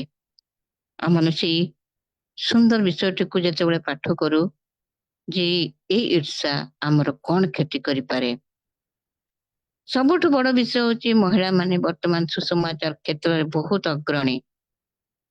ଆମେ ପନିନାଙ୍କ ଜୀବନରୁ କିଛି ଚେତନାମୂଳକ ବାକ୍ୟ ଦ୍ୱାରା ନିଜକୁ ସଚେତନ କରୁ। ସୁସମାଚାର ପ୍ରତିବନ୍ଧକ ମଧ୍ୟ ଏହି ଈର୍ଷା ଅଟେ। ଏହି ଈର୍ଷା ଅଟେ। ଯାକୋବ ତାର 3 ପର୍ବ 14 ପଦ ଯଦି ଆମେ ପାଠ କରୁଛୁ, ଈର୍ଷା ଭାବ, ତିକ୍ତତା ଏଗୁଡିକ ସବୁ ସୁସମାଚାରରେ ବର୍ତ୍ତମାନ ଯେମିତି କହନ୍ତି କମ୍ପିଟିସନ ଲାଗିଛି। ଓ ତାଙ୍କ ଜୁମରେ ଏତେ ଲୋକ, ମୋ ଜୁମରେ ନାହାନ୍ତି, ଓ ତାଙ୍କୁ ଟିକେ ଡାକିଦବା, ଆମ ଜୁମରେ ଟିକେ ସଂଖ୍ୟା ବଢେଇଦବା। ବର୍ତ୍ତମାନର ଏହି ଈର୍ଷା, ଦ୍ୱେଷ ଆଉ ବିଭାଜନ ଏସବୁ ଅତିରିକ୍ତ ଭାବରେ ଏତେ ବୃଦ୍ଧି ପାଇ ଯାଇଛି ମୋର ପ୍ରିୟ ମାନେ, ଆଜି ସୁସମାଚାର ବାଧାପ୍ରାପ୍ତ ହଉଛି। ପ୍ରଥମ ପିତର 2 ପର୍ବ 1-2 ଯଦି ଆମେ ପାଠ କରିଛୁ, ସେଠି ଗୋଟେ ବହୁତ ସୁନ୍ଦର ବିଷୟ ଲେଖାଯାଇଛି। ପ୍ରଭୁ ଯେ ମଙ୍ଗଳମୟ ଏହା ଯଦି ଆସ୍ୱାଦନ କରିଛ, ସମସ୍ତ ପ୍ରକାର ଦୁଷ୍ଟତା, ଛଳ, କପଟ, ଈର୍ଷା, ପରନିନ୍ଦାକୁ ପରିତ୍ୟାଗ କରିଦିଅ। ପରିତ୍ୟାଗ କରିଦିଅ, କାରଣ ଏହା ସୁସମାଚାର ପ୍ରତିବନ୍ଧକ ଅଟେ। এই ଈର୍ଷା ଭାବ, ତିକ୍ତତା ଭାବ ଆଜି ଆମମାନଙ୍କୁ ପନିନାଙ୍କ ପରି ଈଶ୍ୱରଙ୍କର କ୍ରୋଧର ପାତ୍ରୀ ହେବା ପାଇଁ ଆମମାନଙ୍କୁ ପ୍ରସ୍ତୁତ କରୁନାହିଁ ତ? ଆମେ ଗୀତ ସଂଗୀତା ତାର 36 ପର୍ବ 8 ପଦ ଯେତେବେଳେ ଆମେ ପାଠ କରିଛୁ, ଆପଣ ମାନେ ଚାହୁଁଛନ୍ତି ଯଦି ଲେଖି ରଖନ୍ତୁ, ପଢିବେ। ଦୁଷ୍ଟ ମାନେ ଈର୍ଷାରେ ପରିପୂର୍ଣ୍ଣ ବୋଲି ଲେଖାଯାଏ। ମୋର ଅନ୍ତଃକରଣକୁ ପ୍ରଭୁ ଯଦି ଦେଖୁଛନ୍ତି, ସେ ଦୁଷ୍ଟତାର କୌଣସି ମାର୍ଗ ଅଛି କି ନାହିଁ ସେ ଯଦି ଅନୁସନ୍ଧାନ କରୁଛନ୍ତି, ତେବେ ସେଇ ମଧ୍ୟରୁ ମୁଁ ଯଦି ଦୁଷ୍ଟ, ତେବେ ମୋ ହୃଦୟରେ ସେ ଈର୍ଷା ପୂର୍ଣ୍ଣ ମାତ୍ରାରେ ବାସ କରୁଛି। ଲେଖାଯାଏ, ଦାଉଦ ଲେଖନ୍ତି 36 ଗୀତ 8ରେ, ଆପଣାକୁ ବିରକ୍ତ କର ନାହିଁ ଏବଂ ଅଧର୍ମାଚାରୀ ମାନଙ୍କ ପ୍ରତି କୌଣସି ତିକ୍ତ ଭାବ ବହ ନାହିଁ। ନିଶ୍ଚିତ ଭାବରେ ଦୁଷ୍ଟ ମାନ ଆମମାନଙ୍କୁ ବିରକ୍ତ କରେଇବେ। ଏ ସମସ୍ତ ଗୁଣଧାରୀ ମାନେ ବିରକ୍ତ କରେଇବେ। ମାତ୍ର ହାନାଙ୍କ ପରି ଆମମାନଙ୍କର ଶାନ୍ତ, ନମ୍ରତା, ବାଧ୍ୟତା, ବିଶ୍ୱସ୍ତତା, ଈଶ୍ୱର ଭୟ ଏସବୁ ମଧ୍ୟରେ ଆମେ ଯଦି ଗମନ କରୁଛୁ, ତେବେ ପ୍ରଭୁ ଆମମାନଙ୍କୁ ଗୋଟେ ସୁନ୍ଦର ଆଶ୍ୱାସନର ବାଣୀ ଦିଅନ୍ତି, ମନେ ରଖିବା ଈର୍ଷାର ଦଣ୍ଡ ନିଶ୍ଚିତ ଅଛି। ମୋର ପ୍ରିୟ ମାନେ, ଆମେ ପାଶୁରେ ଯିବା ନାହିଁ। ଯେ ଈର୍ଷା କରୁଛି ତାର କିଛି ଦଣ୍ଡ ନାହିଁ। ପରବର୍ତ୍ତୀ ସମୟରେ ପନିନାଙ୍କ ଜୀବନର, ତାଙ୍କ ବଂଶଧର ମାନଙ୍କ ଜୀବନର କେଉଁ କେଉଁ ଘଟଣା ପଡିଛି ଯଦି ଆମେ ପାଠ କରିଛୁ, ତେବେ ନିଶ୍ଚୟ ଆମେ ଜାଣିବୁ। କିନ୍ତୁ ହାନ୍ନାଙ୍କର ଜୀବନରେ ସାମୁଏଲ ଭବିଷ୍ୟତ ବକ୍ତାଙ୍କ ମଧ୍ୟରେ ପ୍ରଭୁ ଯୋଉ ମହାନ କାର୍ଯ୍ୟ କରିଛନ୍ତି, ତା ଆଶୀର୍ବାଦ ଛଡା କିଛି ନୁହେଁ। କିନ୍ତୁ ଈର୍ଷାର ଯୋଉ ଦଣ୍ଡ ଅଛି, ଯେଶାୟା ତାର 26 ପର୍ବ 11 ପଦ ଯଦି ଆମେ ପାଠ କରୁ, ସେଇ ଅଗ୍ନି ସେମାନଙ୍କୁ ଗ୍ରାସ କରିବ। ଈର୍ଷାକାରୀ ମାନଙ୍କୁ ସେଇଦିନ ଅଗ୍ନି ପଡି ଗ୍ରାସ କରିବ ମୋର ପ୍ରିୟ ମାନେ, ଭୁଲି ଯିବା ନେଇ। ଆଜି ସେମାନେ ଆମମାନଙ୍କ ପ୍ରତି ଈର୍ଷା କରୁଛନ୍ତି, କାଲି ଈଶ୍ୱରଙ୍କର ଦଣ୍ଡ ନିଶ୍ଚିତ ତାଙ୍କ ପ୍ରତି ରହିଛି। ଏଇ ଦଣ୍ଡ ଈର୍ଷା କଣ କରେ ନା ଆମମାନଙ୍କ ମଧ୍ୟରେ ଗୋଟେ ବିଭାଜନ ସୃଷ୍ଟି କରିଦିଏ। ଆଜି ତାର 13 ପର୍ବ 7-8 ପଦ ଯଦି ଆମେ ପାଠ କରିଛୁ, ଅବ୍ରାମ ଲୋଟଙ୍କ ଜୀବନରେ ସେଇ ବିଭାଜନ ଆସିଗଲା ମୋର ପ୍ରିୟ ମାନେ। ଆଉ ପରବର୍ତ୍ତୀ ସମୟରେ ଲୋଟଙ୍କର ବଂଶର ଇତିହାସ ପୁଣି ଅବ୍ରାହମଙ୍କ ବଂଶର ଇତିହାସ ମଧ୍ୟରେ ଦେଖିଲୁ, ଅବ୍ରାହମ ଆଶୀର୍ବାଦ ଯୁକ୍ତ ହେଲେ, ଲୋଟ ସମସ୍ତ ପ୍ରକାର ସେଇ ପ୍ରଭୁଙ୍କ ଅନୁଗ୍ରହରୁ ସେ ଉଣା ପଡ଼ିଲେ ଅର୍ଥାତ୍ ଯଥାର୍ଥ ଈର୍ଷାର ଦଣ୍ଡ ପ୍ରଭୁ ନିରୂପଣ କରି ପ୍ରତିଟି ବିଷୟକୁ ତା ସମୟରେ କାର୍ଯ୍ୟକାରୀ କରନ୍ତି। ଏତଦ୍ ଦ୍ୱାରା ଆମେ ଦେଖୁଛୁ ସେଇ ନରହତ୍ୟା ରୂପୀ ସେଇ ଭୟଙ୍କର କାର୍ଯ୍ୟ ମଧ୍ୟ କଇନ ହେବଲଙ୍କ ଦ୍ୱାରା ଗଲା। କିନ୍ତୁ ପରବର୍ତ୍ତୀ ସମୟରେ ଦେଖୁଛୁ କଇନ ଯଦିବା ବଞ୍ଚିଗଲେ, କିନ୍ତୁ ସେ ଗୋଟେ ପଳାତକ ଭାବରେ ରହିଲେ, ପ୍ରଭୁଙ୍କୁ ବିନତି କରିବାକୁ ଲାଗିଲେ, ପ୍ରଭୁ ଯେପରି କେହି ମତେ, କାରଣ ନିୟମରେ ଅଛି ଯେ ଏଭଳି କରିବ ତାକୁ ପଥର ପକେଇ ମାରି ଦିଆଯିବ, ବ୍ୟବସ୍ଥାରେ ଅଛି। ସେ ପଳାୟନ କରୁଥିଲେ, ଦଣ୍ଡ ନିଶ୍ଚୟ ତାଙ୍କ ପାଇଁ ଗୋଟେ ଭୟଙ୍କର ହେଲା। ପିତା ମାତାଙ୍କୁ ଛାଡିକି କୋଉ ବଣ ଜଙ୍ଗଲ କୋଉଠି ଯାଇ ତାଙ୍କୁ ବୁଲିବାକୁ ପଡିଲା। କିନ୍ତୁ ଯୋଉମାନେ ଈର୍ଷା କରନ୍ତି, ଆମେ ସେମାନଙ୍କ ସହିତ ବନ୍ଧୁତା ରକ୍ଷା କରିବା। ହାନ୍ନା ସେଦିନ ପନିନାଙ୍କର କୌଣସି ପ୍ରତି ଉତ୍ତର ନ କରି ଗଲେ, ପ୍ରାର୍ଥନା ସାରି ଗଲେ। ଆଉ ଆମେ ଦେଖୁଛୁ ଏଲିଯାଜକଙ୍କର ଆଶ୍ୱାସନ ବାଣୀ ମଧ୍ୟ ସେଇ ଶୁଣିକି ଗଲେ। ଆଉ ତାଙ୍କ ମୁଖ ଆଉ ମଳିନ ରହିଲାନି। ଖାଇଲେ ପିଇଲେ, ଯାହା ସେ କହିଲେ ବି ପନିନାଙ୍କୁ କେମିତି ଲାଗୁଥିବ ସେଇ ସମୟରେ। ଆରେ ଯାହାକୁ ମୁଁ ଏତେ କଥା କହୁଥିଲି ସେ ସିନା ଆଜି କିଛି କହୁନଥିଲା, ମୁହଁ ଶୁଖେଇକି ରହୁଥିଲା, ଖାଉନଥିଲା, ତା ସ୍ୱାମୀ ତାକୁ ବାରମ୍ବାର ପଚାରୁଥିଲା, କିନ୍ତୁ ଆଜି ହଠାତ୍ କଣ ହେଲା ଯେ ସେ ଆସିକିରି କଣ କରୁଛି ନା ଆନନ୍ଦର ସହିତ ତାର ସମସ୍ତ କାର୍ଯ୍ୟକୁ ସେ ସମାପନ କରୁଛି। ମୋର ପ୍ରିୟ ମାନେ, ମନେ ରଖିବା, ଯୋଉମାନେ ଈର୍ଷାଳୁ ସେମାନଙ୍କ ସହିତ ବନ୍ଧୁତା ସ୍ଥାପନ କରିବା। ଗୋଟିଏ ସମୟରେ ଯେତେବେଳେ ଆମେ ପ୍ରଥମ ସାମୁଏଲ ତାର 18 ପର୍ବ 1-12 ପଦ ଆମେ ଦେଖୁ ସାଉଲ କିଭଳି ଭାବରେ ଦାଉଦଙ୍କୁ ବଧ କରିବା ପାଇଁ ବର୍ଚ୍ଛା ଫିଙ୍ଗିଲେ। ଆଉ ଦାଉଦ ଯଦି ଟିକେ ଅଡେଇ ଯାଇ ନଥାନ୍ତେ ସେ ନିଶ୍ଚୟ ଆଘାତ ପାଇଥାନ୍ତେ। କିନ୍ତୁ ସାଉଲ ଜାଣିଲେ, ସଦାପ୍ରଭୁଙ୍କୁ ଭୟ କଲେ, କାରଣ ସେ ଜାଣିଲେ ଦାଉଦ anointed person, ସେ ହଉଛନ୍ତି ଈଶ୍ୱରଙ୍କ ଦ୍ୱାରା ମନୋନୀତ। ପରବର୍ତ୍ତୀ ସମୟରେ ଦାଉଦ ଯେତେବେଳେ ତାଙ୍କର ସମସ୍ତ ଭୁଲ କାର୍ଯ୍ୟ ସତ୍ତ୍ୱେ ସେ ତାଙ୍କ ପ୍ରତି ଉତ୍ତମ ବ୍ୟବହାର କରୁଥିଲେ, ପରବର୍ତ୍ତୀ ସମୟରେ ସେ କଣ କଲେ ନା ସହସ୍ର ଉପରେ ତାଙ୍କୁ ସେନାପତି ଭାବରେ ନିଯୁକ୍ତି ଦେଲେ। ଅର୍ଥାତ୍ ଈର୍ଷାଳୁ ଲୋକମାନଙ୍କ ଉପରେ ସହିତ ବାସ କରିବା ସମୟରେ ସେମାନଙ୍କ ପ୍ରତି ପ୍ରତ୍ୟୁତ୍ତର ଭାବ ନ ରଖିକି ସେମାନଙ୍କ ସହିତ ବନ୍ଧୁତାର ହାତ ବଢେଇବା। ଯୀଶୁ ମଧ୍ୟ ଫାରୁସୀ ମାନଙ୍କ ଦ୍ୱାରା, ଶାସ୍ତ୍ରୀ ମାନଙ୍କ ଦ୍ୱାରା ଈର୍ଷାନ୍ୱିତ ହଉଥିଲେ। ଥରକୁ ଥର ତାଙ୍କୁ କୁହାଯାଉଥିଲା। ଆଉ ଯେତେବେଳେ ଆମେ ମାର୍କ 3 ପର୍ବ 2 ପଦ ପାଠ କରିଛୁ, ସେ ଶୁଷ୍କ ହସ୍ତକୁ ସୁସ୍ଥ କରିବା ସମୟରେ କିଭଳି ଭାବରେ ଫାରୁସୀ ମାନେ, ଶାସ୍ତ୍ରୀ ମାନେ କେମିତି ତାଙ୍କୁ ପରିହାସ କଲେ, ଈର୍ଷା କଲେ। କଣ ହେଲା, ବିଶ୍ରାମ ବାରେ ଏଇ ସବୁ କାର୍ଯ୍ୟ କରୁଛି ଯୋଉଟା କି ଆମର ବ୍ୟବସ୍ଥା ବିଧିରେ ନାହିଁ। କିନ୍ତୁ ସେଇ ସମୟରେ ପୁତ୍ର ପ୍ରଭୁ ଯୀଶୁଙ୍କୁ ସେଇ ସୁନ୍ଦର ମନ ଦେଇଥିଲେ। ଦୁଃଖୀ, ଦରିଦ୍ର, ଦିନହୀନ ପ୍ରତ୍ୟେକଙ୍କ ପାଖକୁ ସେ ନିଜର ହାତଟିକୁ ବଢେଇ ଦଉଥିଲେ। ଯୋଉ ହାତର ସ୍ପର୍ଶରେ ରୋଗୀ ଅନ୍ଧ ଦେଖି ପାରୁଥିଲା, ବଧିର ଶୁଣି ପାରୁଥିଲା, ମୁକ କଥା କହି ପାରୁଥିଲା, ଯାହାଙ୍କର ବସ୍ତ୍ରର ଝୁମ୍ପା ଛୁଇଁବା ଦ୍ୱାରା ଜଣେ ସୁସ୍ଥ ହେଇ ପାରୁଥିଲା, ଯାହାର କୋକେଇକୁ ଛୁଇଁବା ଦ୍ୱାରା ଜଣେ ଜୀବନ ପାଉଥିଲା।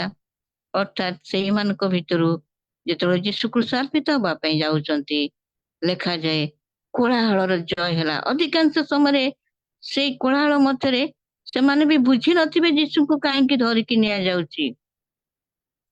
କିନ୍ତୁ ସେମାନେ ଗୋଟେ ରୋଳରେ ଚାଲିଥିବେ। ଆପଣ ଜାଣିଥିବେ ମୋର ଗୋଟେ ଭଉଣୀ ଟିଟିଲାଗଡ଼ରେ ଥିଲେ, ଆଉ ହଠାତ୍ ତାଙ୍କ ସ୍ୱାମୀ ଜଣେ ସ୍କୁଲ ଇନ୍ସପେକ୍ଟର ଥିଲେ, ଆଉ ସେ ମୋ ଭଉଣୀଟି ବହୁତ ବହୁତ ସାହସୀ ସେ।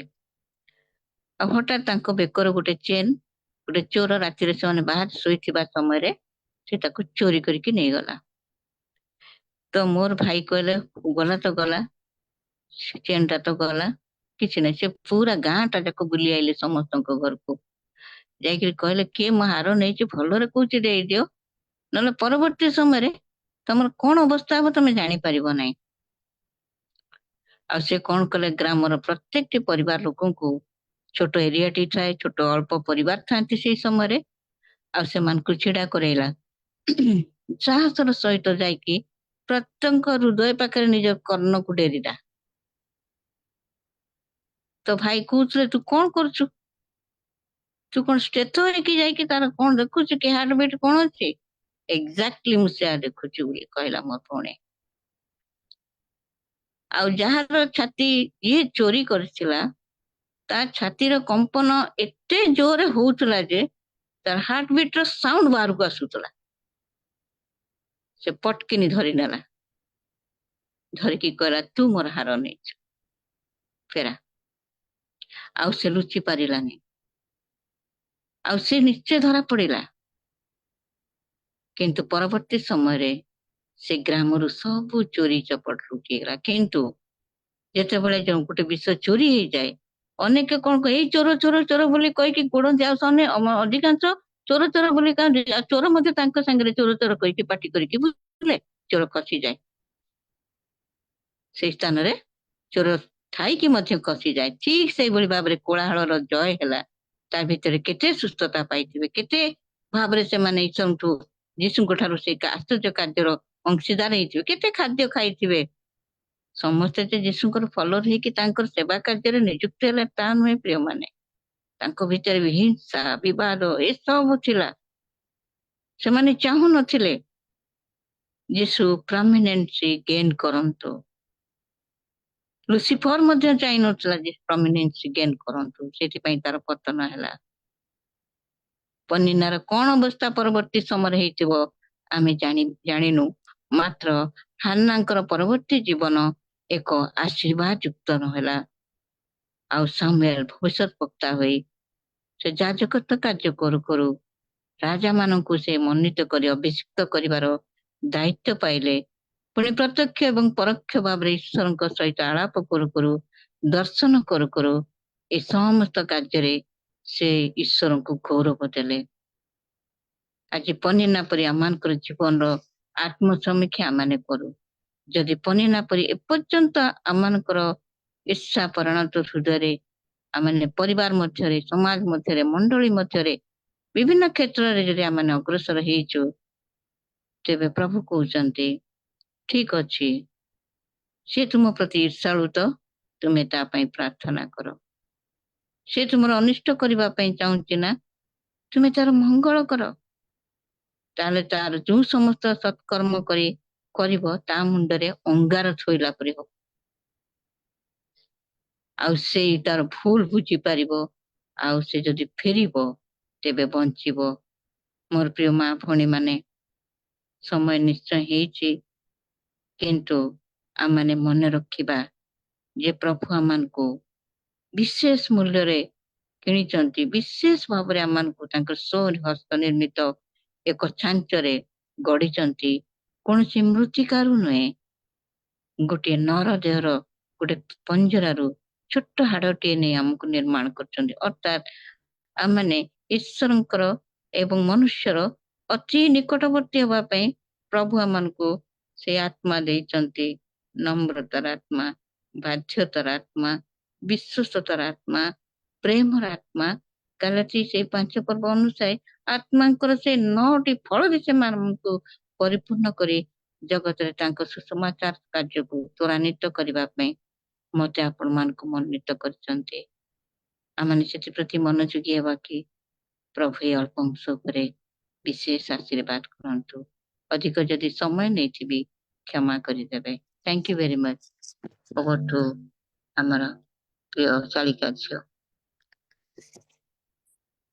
किंग बहुत बहुत धन्यवाद।